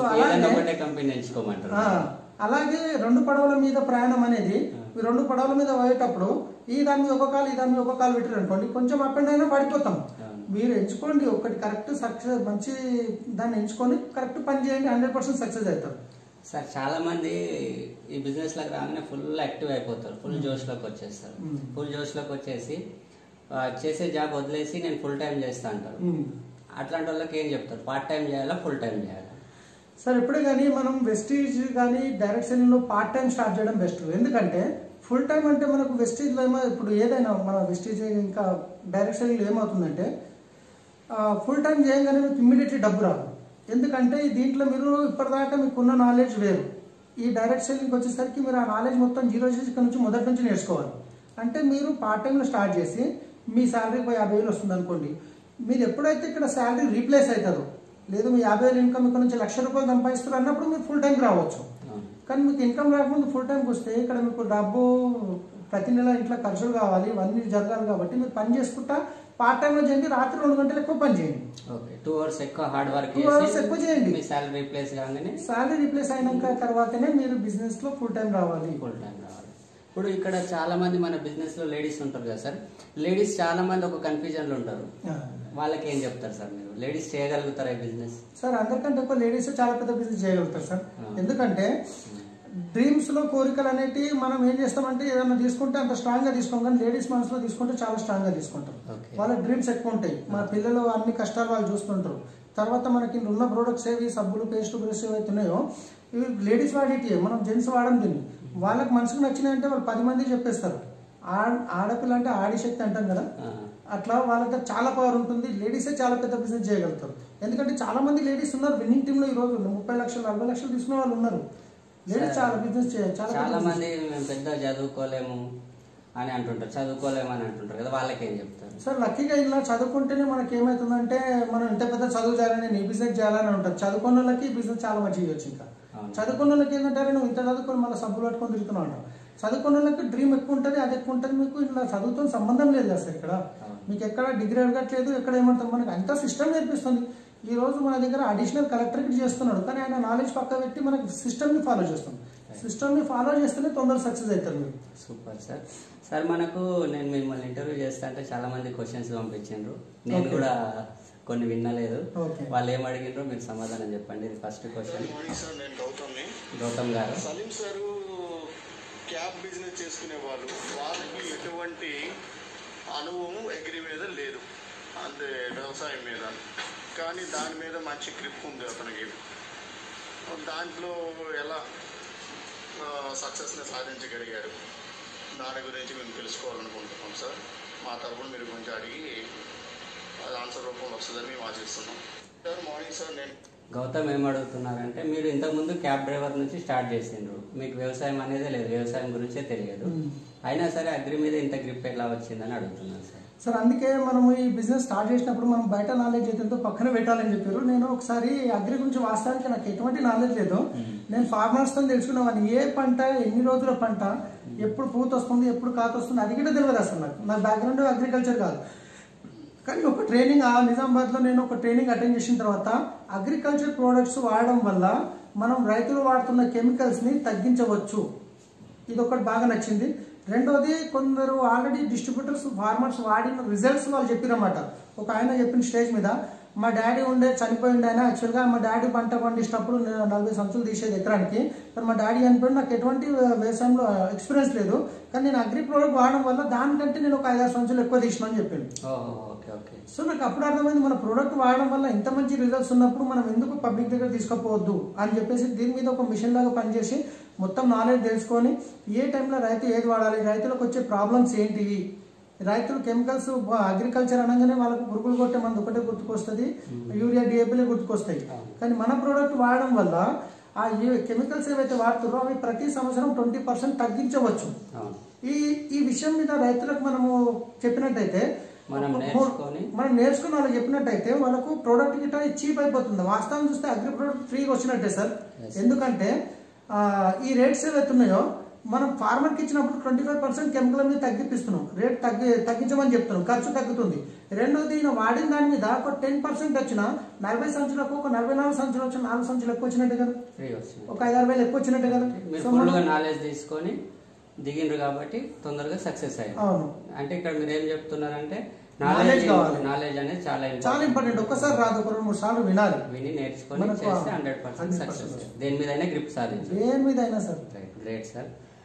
తర్వాత వచ్చి ఇంకొక క్వశ్చన్ ఎవరు ఉంది సార్. అసలు సలీం అన్న అంటే సరే సలీం సార్ ఏంటి, ఇప్పుడు ఓకే పెద్దోడు కాబట్టి సలీం సార్ అన్నాం. సలీం సార్ గారు అసలు ఫస్ట్ ఎట్లా నమ్మిండు? మీరు సలీం సార్ని నమ్మి మీరు వెళ్ళిండ్రు, మీరు మాకు చెప్పిర్రు, మా వెనక పడ్డరు, రమ్మన్నారు, శేషర్ గారు, మేమే పోలేదు, చేయలేదు, రాలేదు. ఎనీవే మీరైతే మధ్యలో ఫోన్ వచ్చింది. నేను అడిగే క్వశ్చన్ ఏంటంటే, మన శ్యామ్ అని మా ఫ్రెండ్, నేను అడిగే క్వశ్చన్ ఏంటంటే, అసలు విస్టేజ్ని మీరు ఎట్లా నమ్మిండ్రు, నమ్మకం ఎట్లా కుదిరింది అని ఆయన question sir. So first time నేను ప్లాన్ చేసేటప్పుడు నాకు నమ్మకం అస్సలు కుదరలేదు. ఎందుకంటే నేను ఆల్రెడీ ఒక కంపెనీలో మోసపోయినా కాబట్టి నాకు ఎవరైతే చెప్తున్నారో ఆమె మీద నమ్మకంతో చాలా వదిలేద్దాం చేసి ఇట్లా అని చెప్పేసి జాయిన్ చేశాను. నమ్మకం ఎప్పుడు కుదిరిందంటే, ఒకటి ప్రోడక్ట్ వాడిన తర్వాత, రెండోది మీటింగ్కి వెళ్ళాను సార్. చాలా మంది పొరపాటు ఏం చేస్తారంటే, ప్రోడక్ట్ అయితే వాడతారు, మంచిగా ఉన్నాయి అంటారు, కానీ మీటింగ్ రమ్మంటే టైం లేదంటారు. సార్ నాకు ఇక్కడ ఒక డౌట్ వచ్చింది, మీటింగ్స్ ఎంత ఇంపార్టెంటా సార్? ఇక్కడ మీటింగ్ చాలా ఇంపార్టెంట్ అండి. ఎందుకంటే మీటింగ్లలో మీరు పెద్ద పెద్ద డిసిషన్ తీసుకుంటారు, మీటింగ్లలోనే మీరు పెద్ద పెద్ద డిసిషన్ తీసుకునే అవకాశం ఉంది. మీకు కూడా నమ్మకం మీటింగ్కి వెళ్ళినాకనే గోకురంకి వెళ్ళిన తర్వాత నాకు అర్థమైంది 24 months 1 lakh తీసుకోవచ్చు అని చెప్పేసి. నేను వచ్చిన తర్వాత అట్లా పని చేసినా అట్లా అయిపోయింది. ఒకవేళ మీటింగ్కి వెళ్ళకుంటే నేను 5 సంవత్సరాలు చేసినా కాకపోయేది. మీటింగ్లో ఏమవుతుందంటే విజన్ ఓపెన్ అవుతుంది, మనకు క్లియర్ కనిపిస్తుంది. ఆల్రెడీ సక్సెస్ఫుల్ పర్సన్స్ వాళ్ళు ఎన్ని కష్టాలు పడుకుంటే ఎట్లా సక్సెస్ అయ్యారు, వాళ్ళ స్టోరీ విన్నప్పుడు మనకేమవుతుందంటే, అరే ఇది మనతో పాటు జరుగుతుంది కాబట్టి ఇది కామన్, మనం ముందుకెళ్ళాలి, వెనకడికి వేయదు. సో మీటింగ్ వల్ల నాకు నమ్మకం అనేది కుదిరింది, అందుకే నేను నమ్మినా. Super sir. తర్వాత వచ్చి ఇంకో విషయం ఇక్కడ చెప్పదలుచుకుంది ఏంటంటే, ఇప్పుడు మీరు ₹1,00,000 మొబైల్ ఫోన్ కొన్నారు, దాంతోపాటు ఛార్జర్ వస్తుంది, మీరు ఛార్జింగ్ పెడతారు, ఫోన్ యూజ్ చేస్తారు, అయిపోతుంది. మళ్ళీ ఛార్జింగ్ పెట్టకుండా ఫోన్ నడుస్తుందా? అది 1,00,000 కాదు 10 లక్షల ఫోన్ అయినా కానీ. సో అట్లనే నెట్వర్క్ మార్కెటింగ్ లో మనకు ఛార్జింగ్ తీసే వాళ్ళు ఎక్కువ ఉంటారు అన్నమాట. మార్కెట్లో పోయినప్పుడు మిమ్మల్ని ఇన్సల్ట్ చేసి మీరు ఇవన్నీ నడవని చెప్పే వాళ్ళు ఎక్కువ ఉంటారు. సో మళ్ళీ మీరు రీఛార్జ్ కావాలంటే మీటింగ్కి వెళ్ళాల్సిందే. మీటింగ్ నాలెడ్జ్ వస్తుంది, అన్నిటికంటే ముందు మీటింగ్లలో వచ్చేది నాలెడ్జ్. ఆ నాలెడ్జ్ వచ్చి మనం తీసుకొచ్చి వీళ్ళకి చెప్తాం కాబట్టి మనం అక్కడ సక్సెస్ అవుతాం. Super sir, super. తర్వాత వచ్చి సార్ అదేంటంటే, సలీం సార్కి మా క్వశ్చన్ ఏంటంటే, సార్ ఎప్పుడు కూడా ఎగ్జైట్మెంట్తో ఉంటాడు, అలా ఎలా ఉండగలుగుతారు సార్? ఇంకొకటి ఏంటంటే, మనకి లాక్డౌన్ పొజిషన్ ఏదైతే ఉందో, నిజంగా చెప్పాలంటే సార్కి చాలా చాలా థ్యాంక్స్ చెప్పాలి. ఆయన ఎప్పుడు చూసినా చూడండి, మార్నింగ్ ఒక మీటింగు, ఆఫ్టర్నూన్ ఒక మీటింగు, ఈవినింగ్ ఒక మీటింగు, ఒక్కోసారి నైట్ కూడా మీటింగ్ కండక్ట్ చేసి నా టైంలో కూడా ఉన్నాయి. ఆ సార్ అలా అన్ని చేయడానికి కారణం ఏంటి? మెయిన్ ఇంకొకటి ఏంటంటే ఆయన ఎన్నో ప్రాబ్లమ్స్ ఉండి వచ్చాడు అనే విషయం కూడా మాకు అర్థమవుతుంది. ఈ లాక్డౌన్ పొజిషన్లో ఆయన సక్సెస్ స్టోరీ కానీ అవన్నీ కూడా మేము చూసాము. మెయిన్ ఏంటంటే మేము అతన్ని అడగాల్సింది ఒకటే ఒక క్వశ్చన్. అతను ఎప్పుడు చూసినా కూడా హుషారుగా ఉంటాడు, ఎప్పుడు స్మైలీగా ఉంటాడు, నెక్స్ట్ ఎక్సైట్మెంట్గా ఉంటాడు. ఆ ఎక్సైట్మెంట్ ఏంటో మాకు కూడా చెప్తే మేము కూడా నేర్చుకోవాలి సార్. అందుకే ఈ క్వశ్చన్ మేము అడగాలనుకుంటున్నాం. Okay sir, thank you. ఈమె మాధవ్ మేడం అని గజ్వేల్ నుంచి అడిగింది సార్. ఆమె క్వశ్చన్ ఏంటంటే మీరు ఇన్ని ప్రాబ్లమ్స్లో ఉన్నారు అయినా హ్యాపీగా బిజినెస్ చేస్తున్నారు, ఆ ఎక్సైట్మెంట్ ఎట్లా, ఏంటి కారణం, ఆ ఎక్సైట్మెంట్కి ఎలా ఉండగలుగుతున్నారు ఇంత హ్యాపీగా, మళ్ళీ ఇన్ని మీటింగ్స్ అటెండ్ చేసినా కూడా అంత యాక్టివ్గా ఎలా ఉండగలుగుతుంది? సార్ ఒక్కసారి మీకు నేను ఫోన్ చేస్తాను. అవును, మీకు ఫోన్ చేసి నేను ప్రాబ్లం గురించి చెప్పండి. ఫస్ట్ ప్రాబ్లం, ఇన్ని ప్రాబ్లం పెట్టుకొని కూడా ఇంత హ్యాపీగా ఎట్లా ఉండగలుగుతున్నారు? అదే ఒక్కసారి ఆలోచించండి. నేను మీకు ఫోన్ చేస్తా, ఫోన్ చేసి సార్ ఇట్లా నాకు ప్రాబ్లం ఉంది సార్, మా భార్య అట్లనే సార్, మా కూతురు ఇట్లనేది, వాళ్ళు ఇబ్బంది పెడుతున్నంత డబ్బులు లేవు సార్, ఇబ్బంది అవుతుంది సార్, అప్పుడు ఇబ్బంది పెడుతున్నారని ఒకసారి చెప్తా, 2 సార్లు చెప్తా, 3వ సారి చెప్తా, 4వ సారి చెప్తా, 5వ సారి ఫోన్ చెప్తారా? ఎప్పుడు ఏడుస్తూనే ఉంటాడు మీ అమ్మాయి ఏడుపు ముఖం పెట్టుకుని ఎప్పటికి ఏడుస్తూనే ఉంటాడు అని చెప్పేసి మన బ్రెయిన్లో ఏమందంటే సార్ ఒకటి అన్నిటికంటే ఇంపార్టెంట్, మనం ఏదైతే ఆలోచిస్తామో ఆ బ్రెయిన్ అది ఏంటంటే అది బాగా మనకు ఒక ఏమంటారు దాన్ని ఫిక్స్ చేసేస్తుంది. మన బ్రెయిన్ మనం ఏదైతే ఆలోచిస్తున్నామో అదే ఫిక్స్ చేస్తుంది. ఇప్పుడు ఒక 5 నిమిషాలు మీరు బాగా నాకు తలనొస్తుంది అని 100% తలనొస్తుంది. కానీ 1 year లోపల నాకు ₹1,00,000 ఇన్కమ్ వస్తుంది, ₹1,00,000 ఇన్కమ్ వస్తుంది, ₹1,00,000 ఇన్కమ్ వస్తుంది, 100% దాని దారి దేవుడు చూపిస్తాడు. పాజిటివ్ ఆలోచన, ఇప్పుడు పాజిటివ్ ఉండాలి. మనం ఇగో ఏడుస్తుంటే ఎప్పుడు ఏడుపు ముఖం పెట్టుకొని తిరుగుతుంటాడు అని చెప్పేసి పబ్లిక్ దగ్గర రాదు. మనం ఏంది, మనం ఎక్సైట్మెంట్, మనకి ఏం కావాలి, మనకి హ్యాపీనెస్ కావాలి, మనం ఎప్పుడు హ్యాపీగా ఉండాలి. ఎస్పీ బారీ సార్ ఒకటే మాట అన్నాడు, ఎప్పుడు మీ ముఖాన్ని ఇట్లా పెట్టుకొని పోండి, ఎప్పుడు నవ్వుతుండండి. ఆయన ఫస్ట్ ప్రోగ్రామ్ లో చెప్పిండు, ఆయన స్టేజ్ చూపించింది మీటింగ్ మీద, స్టేజ్ ఇట్లా 2 ఏళ్ళు పెట్టి ఇట్లా పెట్టుకొని పోండి, ఎప్పుడు నాకు ఇట్లా కనపాలి ముఖాలు అంటే ఎప్పుడు నవ్వండి. నవ్వడం వల్ల హెల్త్ బాగుంటుంది, ఎదుటి వాళ్ళకి యాక్టివ్ ఉంటారు, మనం గిట్ట పాజిటివ్ ఆలోచిస్తాము. అనవసరంగా మనం మనసులో ఏదో పెట్టుకొని, ప్రాబ్లం అందరికి ఉంది ప్రపంచంలో, ప్రాబ్లం ఎవరికి లేదు. కేసీఆర్ సార్ ప్రాబ్లం లేదా, మోడీ సార్ ప్రాబ్లం లేదా, ప్రతి ఒక్కరికి ప్రాబ్లం ఉంది. వాళ్ళకు వాళ్ళ రేంజ్ లో ప్రాబ్లమ్స్ ఉన్నాయి. ప్రాబ్లం లేని మనిషి అంటూ భూమి మీద లేడు. సో అట్లా అని చెప్పి ప్రాబ్లం, మనం ముఖం మనకు కావాల్సింది నవ్వు, హ్యాపీనెస్. మనం హ్యాపీనెస్ చూపించాలి, మన టీంకి అదే నేర్పించాలి. కానీ మనం ఏదో ఎప్పటికీ ఇదో ఉంది అన్నది అది ఏమైతే ఉల్టా మనకు లాస్ అయిపోతుంది. ఎప్పుడు పాజిటివ్ ఉండాలి, మనకు తెలుసు విజన్ ఇయర్ కాకుంటే రేపు మనం ఒక గోల్ పెట్టుకున్నాం, మనం ఒకటే ఆలోచిస్తాం సార్, నేను నెక్స్ట్ రాబోయే ఇంకా 2 సంవత్సరాల్లో నా ఇంటి ముందట ₹1,00,00,000 కార్ని నిలబెడుతున్నా. నేను విజన్ చేస్తా, ₹1,00,00,000 కార్ని డ్రైవ్ చేస్తున్నా, సిగ్నల్ కాడ పోతున్నా, నా పిల్లలు పక్క కూర్చుంది, మా వైఫ్ పక్క కూర్చుంది, నేను ₹1,00,00,000 కార్లో వెళ్తున్నా. అప్పుడు నాకేమైంది, హ్యాపీనెస్ అయింది. 100% 2 years చేస్తా. నేను చేయకుండా నేను భూమి నుంచి పోదు. ₹2,00,00,000 ఇల్లు నేను ఉన్నా, నా ఇంటి ముందు గార్డెన్ ఉంది, ఇట్లా ఉంది, నా పిల్లలు ఎంజాయ్ చేస్తున్నారు, నేను ఆలోచిస్తాను, నాకు హ్యాపీ అవుతుంది. అది 100% చేసి చూపిస్తాను. Great sir. ఎప్పుడు కూడా పాజిటివ్ ఆలోచన చేయండి, 100% పాజిటివ్ ఆలోచించండి, నెగిటివ్ పాజిటివ్ అయిపోతుంది. మళ్ళీ మేము రోజు చెప్పుకుంటాం, మనం తొందరగా DUCD వెళ్ళాలి. మేము రోజు సాయంత్రం పనుకునేటప్పుడు మేము రోజు చెప్పుకుంటాము, తొందరగా మనం DUCD వెళ్ళాలి, మనకి పెద్ద రికగ్నిషన్ కావాలి, తొందరగా చేయాలి, మనం తొందరగా చేయాలని రోజు చెప్పుకుంటా ఉంటాం మేము. Great madam, thank you. And ఇంకో క్వశ్చన్ సార్ మీకని. सर गुड मॉर्निंग, मेरा नाम महबूब है सर.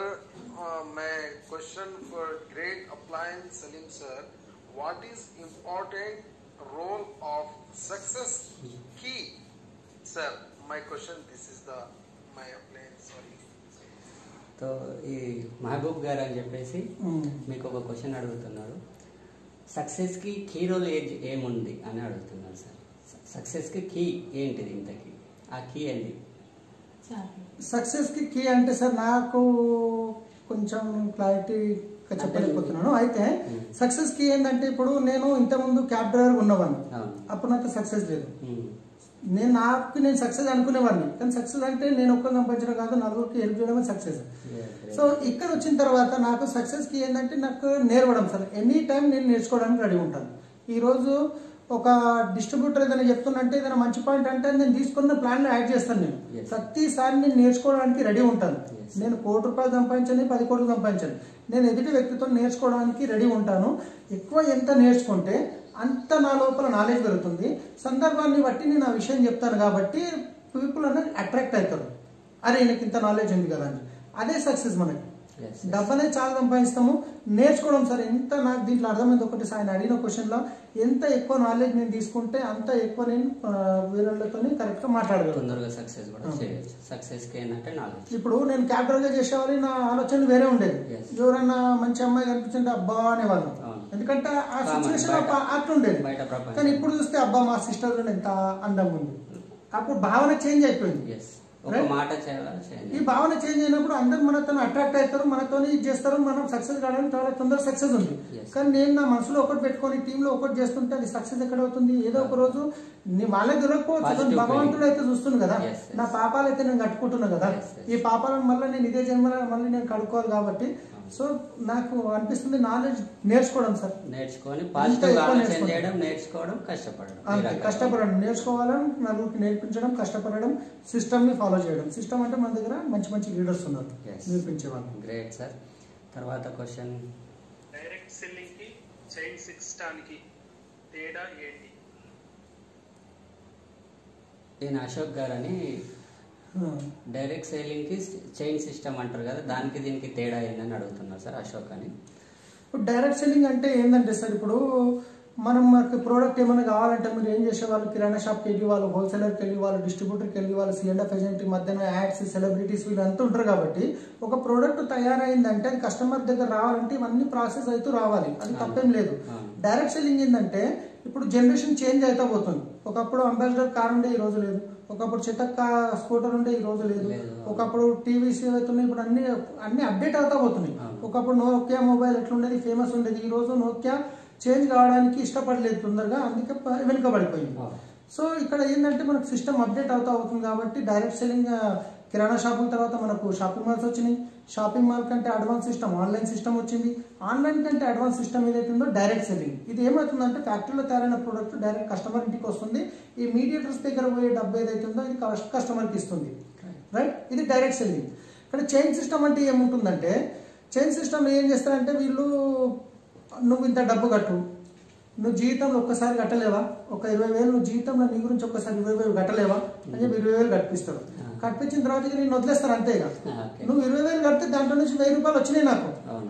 ఆ చైన్ సిస్టమ్ ఏముంటాయంటే ఇట్లా నువ్వు కింద ఎన్ని రోజులు అయితే నీ కింద వాళ్ళకి డబ్బులు కట్టిస్తావో అన్ని రోజులే నీకు డబ్బు వస్తుంది. ఎప్పుడైతే వాళ్ళ కింద వాళ్ళు డబ్బులు కట్టించడం మానేస్తారో అప్పుడు నీకు డబ్బు రావడం జరగదు. కానీ డైరెక్ట్ సెల్లింగ్ ఏమవుతుంది, నీ దగ్గర ఒక 1000 మంది టీం ఉన్నారు.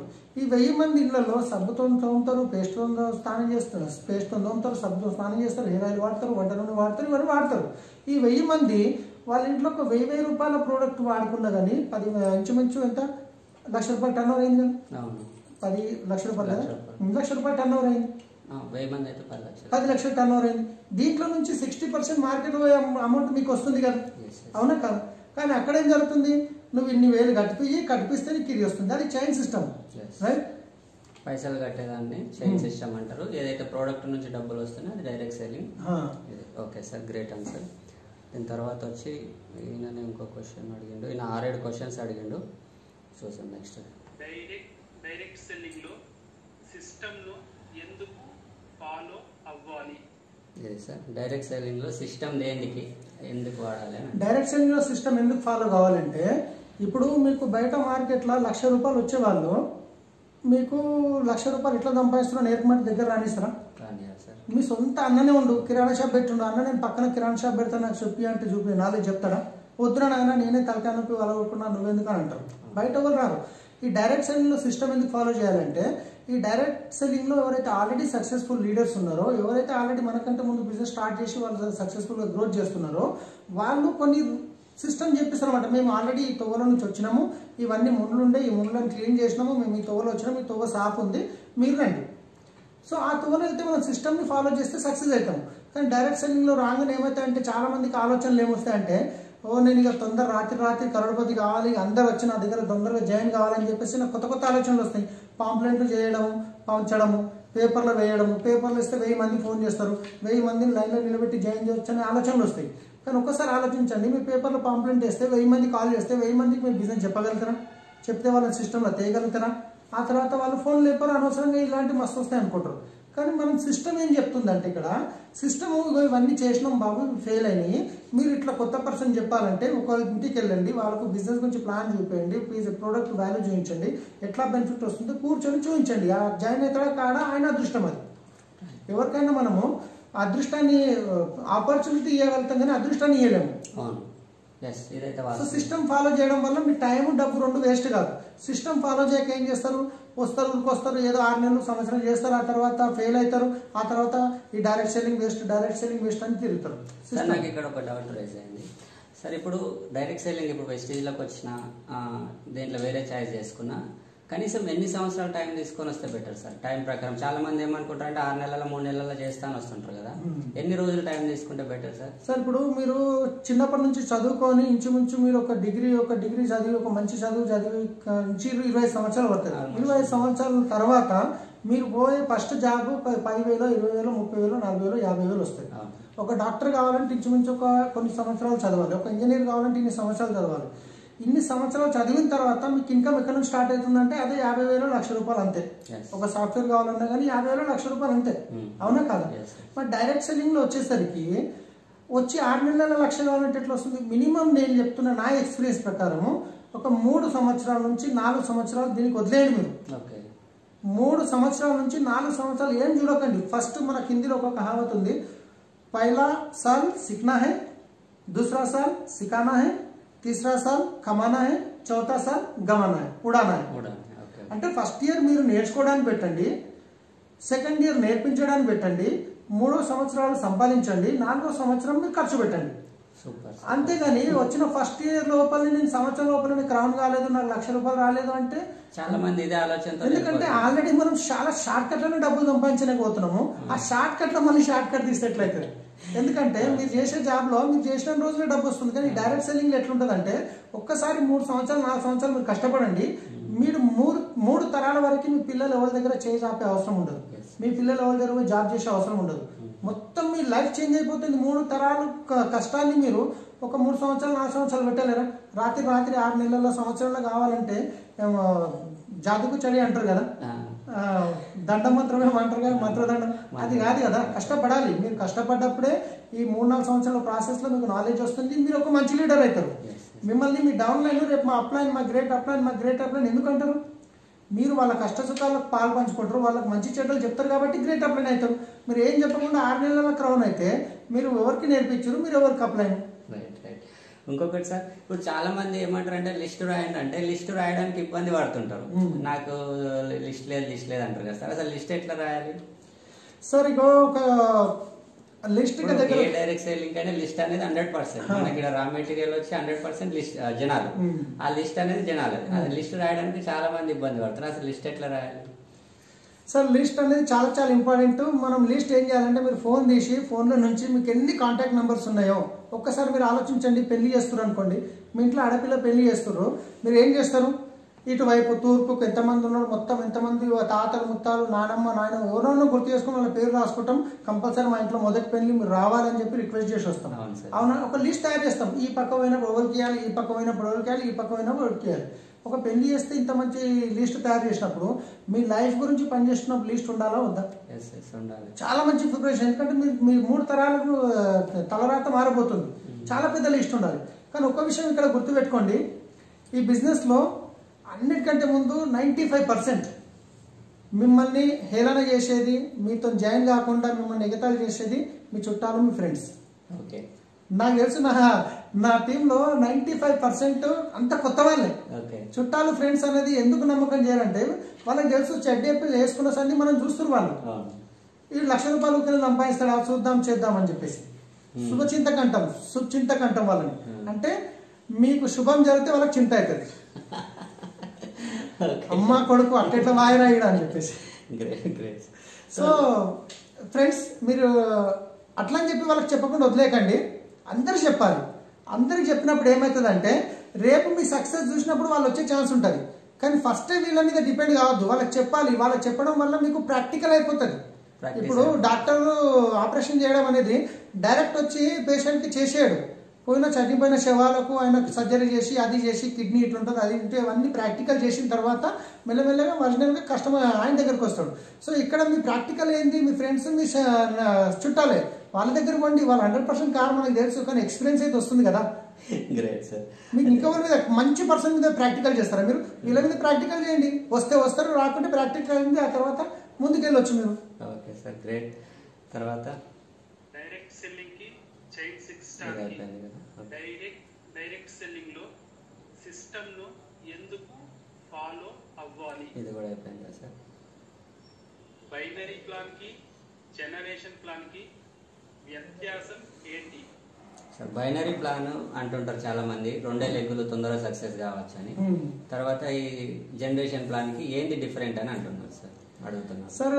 యాక్చువల్గా బైనరీ ప్లాన్ జనరేషన్ ప్లాన్ నాకు ఒక విచిత్రం అనిపిస్తుంది. ఎందుకంటే వాస్తవానికి నా ఫ్రెండ్స్ ని చూస్తున్నా నేను, ఈ బైనరీ సిస్టమ్ లో ఏం చెప్తారంటే వీళ్ళు ఒకటి చెప్తారు, ఒకటి మీరు కష్టపడే అవసరం లేదు, జీవితంలో ఒకటేసారి డబ్బు పెట్టండి, 2 లెగ్గులు వేయాలి, ఆ 2 లెగ్గుల గిట్ట ఒకటి మేము వేస్తాము, ఒక్కటి లెగ్ నువ్వు వేయాలంటారు. ఇది ఎట్లుంటది అంటే ఒక చిన్న ఎగ్జాంపుల్ చెప్తా. ఒక మనిషి ఉన్నాడు, ఒక మిడిల్ ఏజ్ మనిషి ఉన్నాడు, ఒక 50 సంవత్సరాల మనిషి. ఆయన ఏం చేసిండు, పాపాలు అన్నీ చేసిండు, పుణ్యాలు అన్నీ చేసిండు. పాపాలు ఈక్వల్ గా ఉన్నాయి, పుణ్యాలు ఈక్వల్ గా ఉన్నాయి. సడన్ గానే చనిపోయిండు. చనిపోయిన తర్వాత పైకి వెళ్ళిన తర్వాత చిత్రగుప్తుని దగ్గరికి వెళ్ళిండు. చిత్రగుప్తుడు ఏం చేస్తాడు, ఈయన హిస్టరీ చూస్తాడు, ఈయనకు పెద్ద కన్ఫ్యూజ్. ఈయన పాపాలు అన్నీ ఉన్నాయి, పుణ్యాలు అన్నీ ఉన్నాయి, ఇప్పుడు ఈయన నరకాన్ని పంపించాలా స్వర్గాన్ని పంపించాలి. అప్పుడు ఏం చేస్తాడు, బ్రహ్మదేవుని దగ్గరికి వెళ్తాడు. హయ్యా దొర మరి ఇట్లున్నది ఈయన కథ, ఈయన పాపాలన్నీ చేసిండు, పుణ్యాలన్నీ చేసిండు, ఈయన నరకాన్ని పంపించాను స్వర్గాన్ని పంపించాను. ఆయన ఏం చేస్తాడు, ఒక పని చేయి నువ్వు, ఈయన తీసుకోపో, స్వర్గం చూపి నరకం చూపి, ఆయనకి ఏది ఇష్టమైతే అక్కడ పంపించేద్దామంటాడు. అయితే ఆ చిత్రగుప్తుడు అతను తీసుకొని వెళ్తాడు. స్వర్గం ఇక్కడ లెఫ్ట్ సైడ్ లోనేమో స్వర్గం గేట్ ఉంటుంది, రైట్ సైడ్ లోనేమో నరకం గేట్ ఉంటుంది. ఫస్ట్ ఏం చేస్తాడు, నరకం గేట్ దగ్గర చూస్తాడు ఈ మనిషి.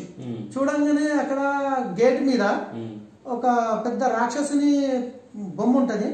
ఆ మధ్యాహ్న అలా రాక్షసుని చేతిలో రంభ ఉర్వశి ఇద్దరు కూర్చొని ఉంటారు, అంటే ఫోటోలు బొమ్మలు. ఈయన ఏం చేస్తాడు, ఫస్ట్ రంభ ఉర్వశిని చూస్తాడు. అమ్మ ఈ గేట్లోకి పోతే రంభ ఉర్వశులు ఉంటారా అని చెప్పేసి నేను ఇళ్ళకే పోతా అంటాను నరకంలో అని చెప్తాడు. అయ్యా ఇది నరకము, నువ్వు ఇంకా స్వర్గం చూడలేవు, స్వర్గం లేదు నాకు ఇదే కావాలి, నేను ఇళ్ళకే పోతా. రంభ ఉర్వశి కనిపిస్తుంది కదా, కానీ రంభ ఉర్వశి ఎవరు చేతులున్నా రద్దు చూస్తలేడు, ఆయన రాక్షసుని చేతులున్నా రద్దు చూస్తలేడు. రంభ ఉర్వశి ఇద్దరు కనిపిస్తారు. నేను ఇళ్ళకే పోతా అని చెప్పి లోపలికి పోతాడు. ఈ లోపల పోయినాక అయిపోతుంది. అరే తీసుకురండి వీని పెద్ద కళాయిలు వేసి వీని దేవుండి, వీని కొయ్యండి, వీని ముళ్ళ మీద ఎక్కేయండి. అరే ఇదేంటి బయట రంభ ఉర్వశి కనిపిస్తారు, లోపలికి వచ్చేసరికి ఇది ఉంది అంటే రంభ ఉర్వశిని చూసినావు, కానీ ఎవరు చేతులున్నారు చూసినావు, రాక్షసుని చేతులు ఉన్నారు. ఈ బైనరీ సిస్టమ్ ఏం జరుగుతుంది అంటే వీళ్ళు ఏం ఫస్ట్ రంభ ఉర్వశిని చూపిస్తారు. నువ్వు ఎవరిని జాయిన్ చేసే అవసరం లేదు, ఒక్కరినే జాయిన్ చేయి, జీవితాంతం చేసేది ఒక్కసారి కష్టపడదు.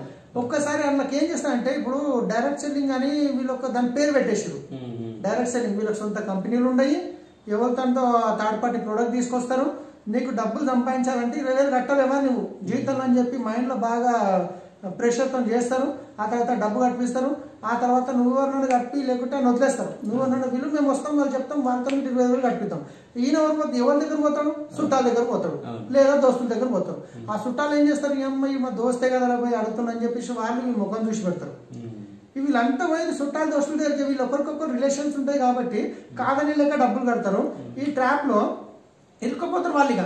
ఎందుకంటే ఆల్రెడీ డబ్బు కట్టించినాం, మన డబ్బన్నా వస్తే బాగుండని చెప్పి 10 మందిని మళ్ళీ మన డబ్బు గురించి పెడతారు. ఇక ఆ తర్వాత ఏమైతుంది, 2 సంవత్సరాలు 3 సంవత్సరాలు మా అంటే 3 సంవత్సరాలు 2 సంవత్సరాలు గిలగిల పని చేస్తారు. ఆ తర్వాత ఏం చేస్తారంటే వీళ్ళు ఇంకోటి బైనరీ సిస్టమ్ ఏం చేస్తారంటే వాళ్ళు ఒక లాజిక్ చెప్తారు, ఒకళ్ళు నువ్వే ఒకళ్ళు నేను వేస్తామంటారు. ఇక్కడ ఏం చేస్తారు, ఇక్కడ ఎవరినైతే వేస్తారో ఈ లెగ్ ఫాస్ట్గా వెళ్తుంది.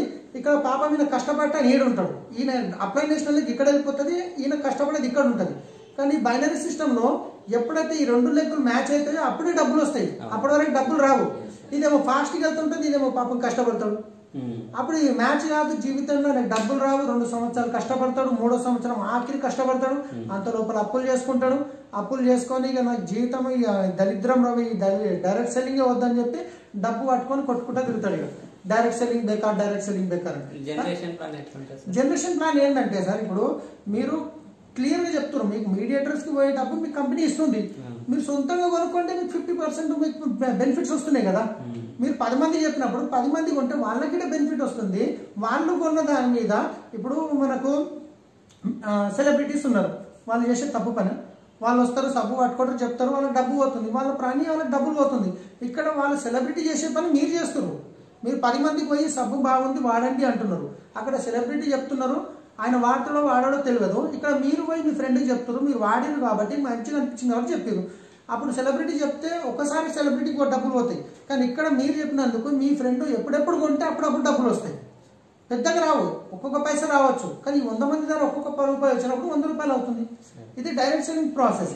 కానీ మభ్యపెట్టి పాపం చాలా మంది ఈరోజు నెగిటివ్ ఉన్నారంటే ఈ బైనరీ సిస్టమ్ వల్ల, ఈ డబ్బులు కట్టి మోసపోవడం వల్ల, వీళ్ళు చెప్పుకున్న దాని వల్లనే వీళ్ళు పబ్లిక్ భయపడతారు. వాస్తవానికి చూడాలి కంపెనీ ఎట్లుంది, కంపెనీ ఎప్పుడు స్టార్ట్ అయింది, కంపెనీకి సొంత మ్యానుఫ్యాక్చరింగ్స్ ఉన్నాయా లేవా, కంపెనీలో ఎంతమందికి ఎన్ని లక్షల ఇన్కమ్ వస్తుంది, కంపెనీ బ్యాక్గ్రౌండ్ చూడండి. మనము పిల్లలు మన ఇంటి నుంచి ఒక ఆడపిల్లని వేరే ఇంటికి ఈయనకు పోయినప్పుడు చూడమా, వాళ్ళ పిల్లగాడు ఏం పని చేస్తాడు, వాళ్ళ బ్యాక్గ్రౌండ్ ఏంటిది, వాళ్ళ తల్లిదండ్రులు ఎలాంటి వాళ్ళు, వాళ్ళ వంశం ఎలాంటిది, వాళ్ళ దోస్తులు ఎలాంటివి చూస్తామా చూడము. మరి మీరు లైవ్ పెట్టడానికి పోతున్నారు, ఎవరో వచ్చి చెప్పి రంభావ వర్షం చూపించగానే పోయి అక్కడ అట్రాక్ట్ అయితే ఎట్లా? సరే జనరేషన్ లో ఇప్పుడు ఏమో చాలా లెగ్స్ చేయాల్సి వస్తుంది, బైనరీలు ఏమో 2 లెగ్లు కదా. మరి బైనరీలనే తొందరగా సక్సెస్ కావచ్చు కదా సార్. అదే అంటున్నా, ఇప్పుడు మీకు ఒక కిరాణా షాప్ పెట్టారు, మీకు మంచిగా సక్సెస్ఫుల్ గా నడుస్తుంది, మీకు డబ్బు ఎక్కువ కావాలంటే 10 షాపులు పెట్టుకోవచ్చు కదా మీరు. కానీ ఇక్కడ బైనరీలు ఏమంటారు, 2 లెగ్లు అంటారు. ఆ 2 లెగ్లలో ఏమంటాడు, ఒకటి నీ కింద నేను వేస్తా అంటాడు, ఇది వేరే ఆప్షన్ లేదు కదా. ఇప్పుడు మీకు 2 లెగ్లు వేస్తాడు, 2 లెగ్లు మిమ్మల్ని ఇంకో ఆయన వేసుకున్నాడు, ఆయన 3 మనిషిని చేయాలంటే ఏడ చేయాలి, మీ కిందనే వేయాలి కదా. కానీ ఆయన ఎక్కడ వేస్తాడంటే ఒక దిక్కు వేస్తాడు, 2 దిక్కులు వేయడం మళ్ళా. ఇప్పుడు పాపం మీ ఫ్రెండ్ కదా, మీకు సక్సెస్ చేయడానికి వచ్చిండు, 2 లెగ్లలో ఒక లెగ్ వేస్తా అంటుంది కదా, మరి 2 లెగ్లలో ఎందుకు వేయడు? ఎందుకు వేయడు? వేయాలి కదా, మీ మంచి కోరుకొని వచ్చింది కదా, వేయడు, 1 లెగ్లు వేస్తాడు.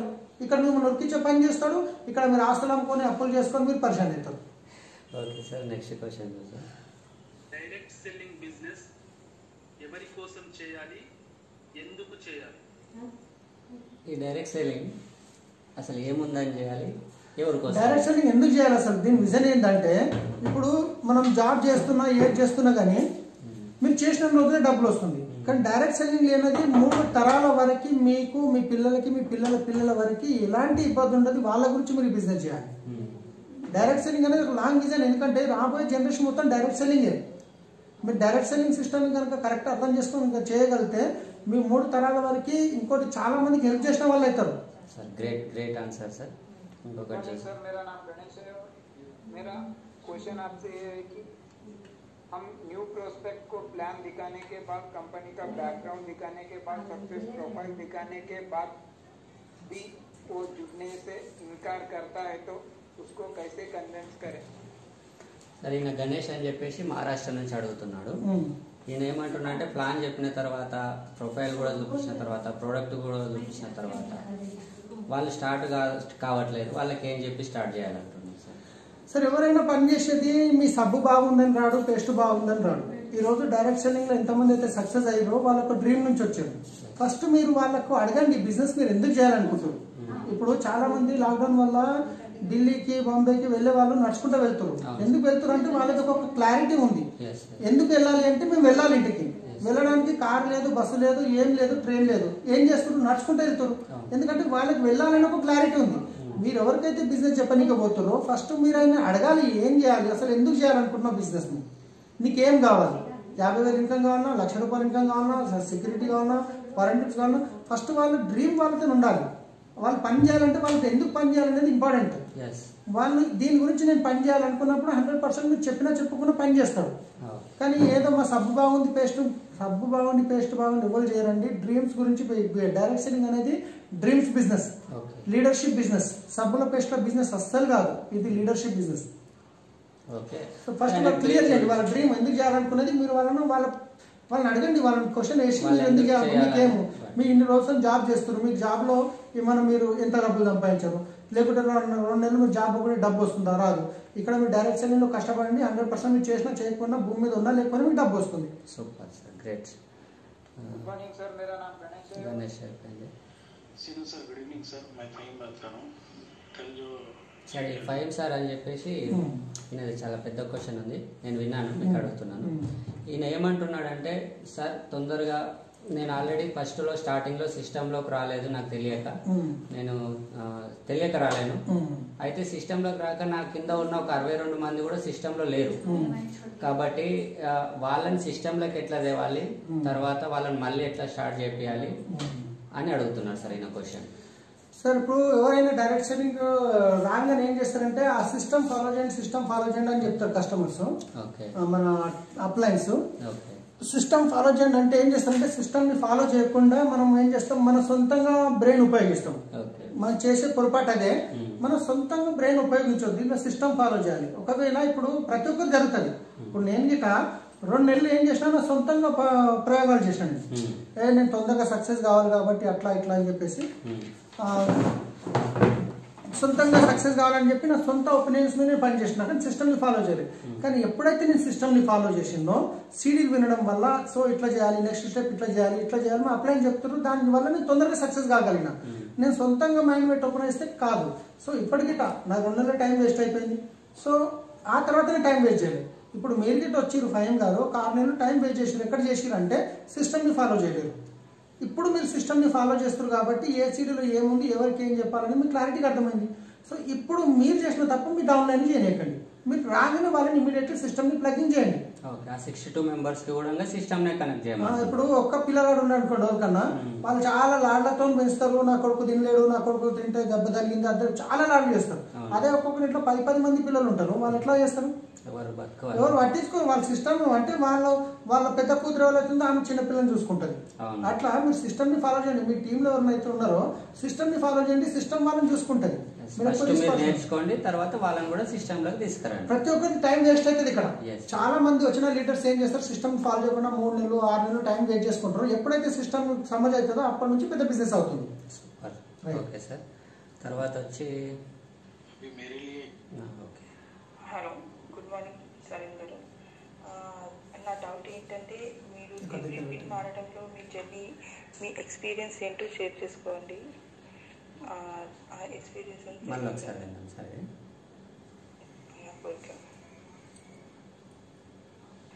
హలో, గుడ్ మార్నింగ్ సలీం గారు.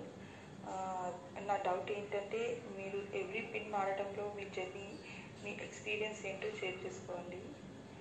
ఆ ఎక్స్పీరియన్స్ అని తెలియాలని నా కోరిక. మీ పిన్ చేంజ్ అయిన ప్రతిసారి మీ ఆలోచన ఎట్లా ఉండే, మీ ఎక్స్పీరియన్స్ ఎట్లా, అది కొంచెం షేర్ చేయండి. ప్రతి పిన్ మధ్యలో ఆ ఎక్స్పీరియన్స్ అంటే సార్ ఎప్పుడో కానీ మనం గోల్ అనేది కొంచెం పెద్ద పెట్టుకోవాలి. సపోజ్ ఇక్కడ నుంచి నేను ఢిల్లీ వెళ్ళాలనుకోండి, ఢిల్లీ వెళ్ళాలంటే మధ్యన జైరాబాద్ ఎప్పుడో వస్తుందో అర్థమే కాదు, బొంబాయి ఎప్పుడో వస్తుందో అర్థమే కాదు అసలు, అవునా? నేను ప్రతిసారి నా క్రౌన్ అయ్యే వరకు నా గోల్ క్రౌన్ అని ఉండే. ఈ క్రౌన్ అయ్యే లోపల సిల్వర్ ఎప్పుడు వచ్చింది, గోల్డ్ అయింది, స్టార్ ఎప్పుడు అయిపోయింది అర్థమే కాలేదు. ఒకవేళ నేను ఒకవేళ స్టార్కి టార్గెట్ పెట్టి కూర్చున్నాను అనుకోండి, ఆ సిల్వర్ అనేది చాలా కష్టమయ్యేది, ఆ గోల్డ్ అనేది చాలా కష్టమయ్యేది.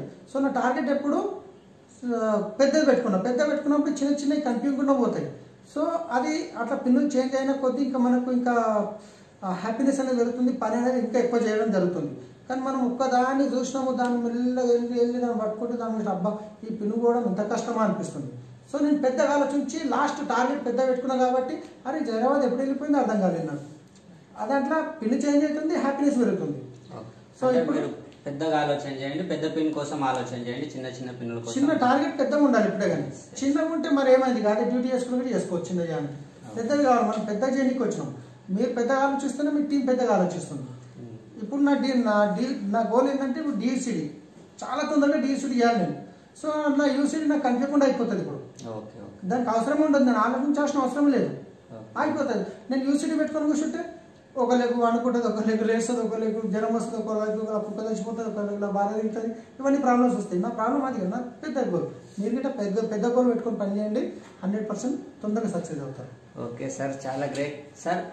మీరు అందరికి ఇంత తొందరగా సక్సెస్ అయ్యారు. బ్రిజా కార్ తీసుకున్నారు, 1,70,000 ఇన్కమ్, 1,40,000 ఇన్కమ్ వస్తుంది.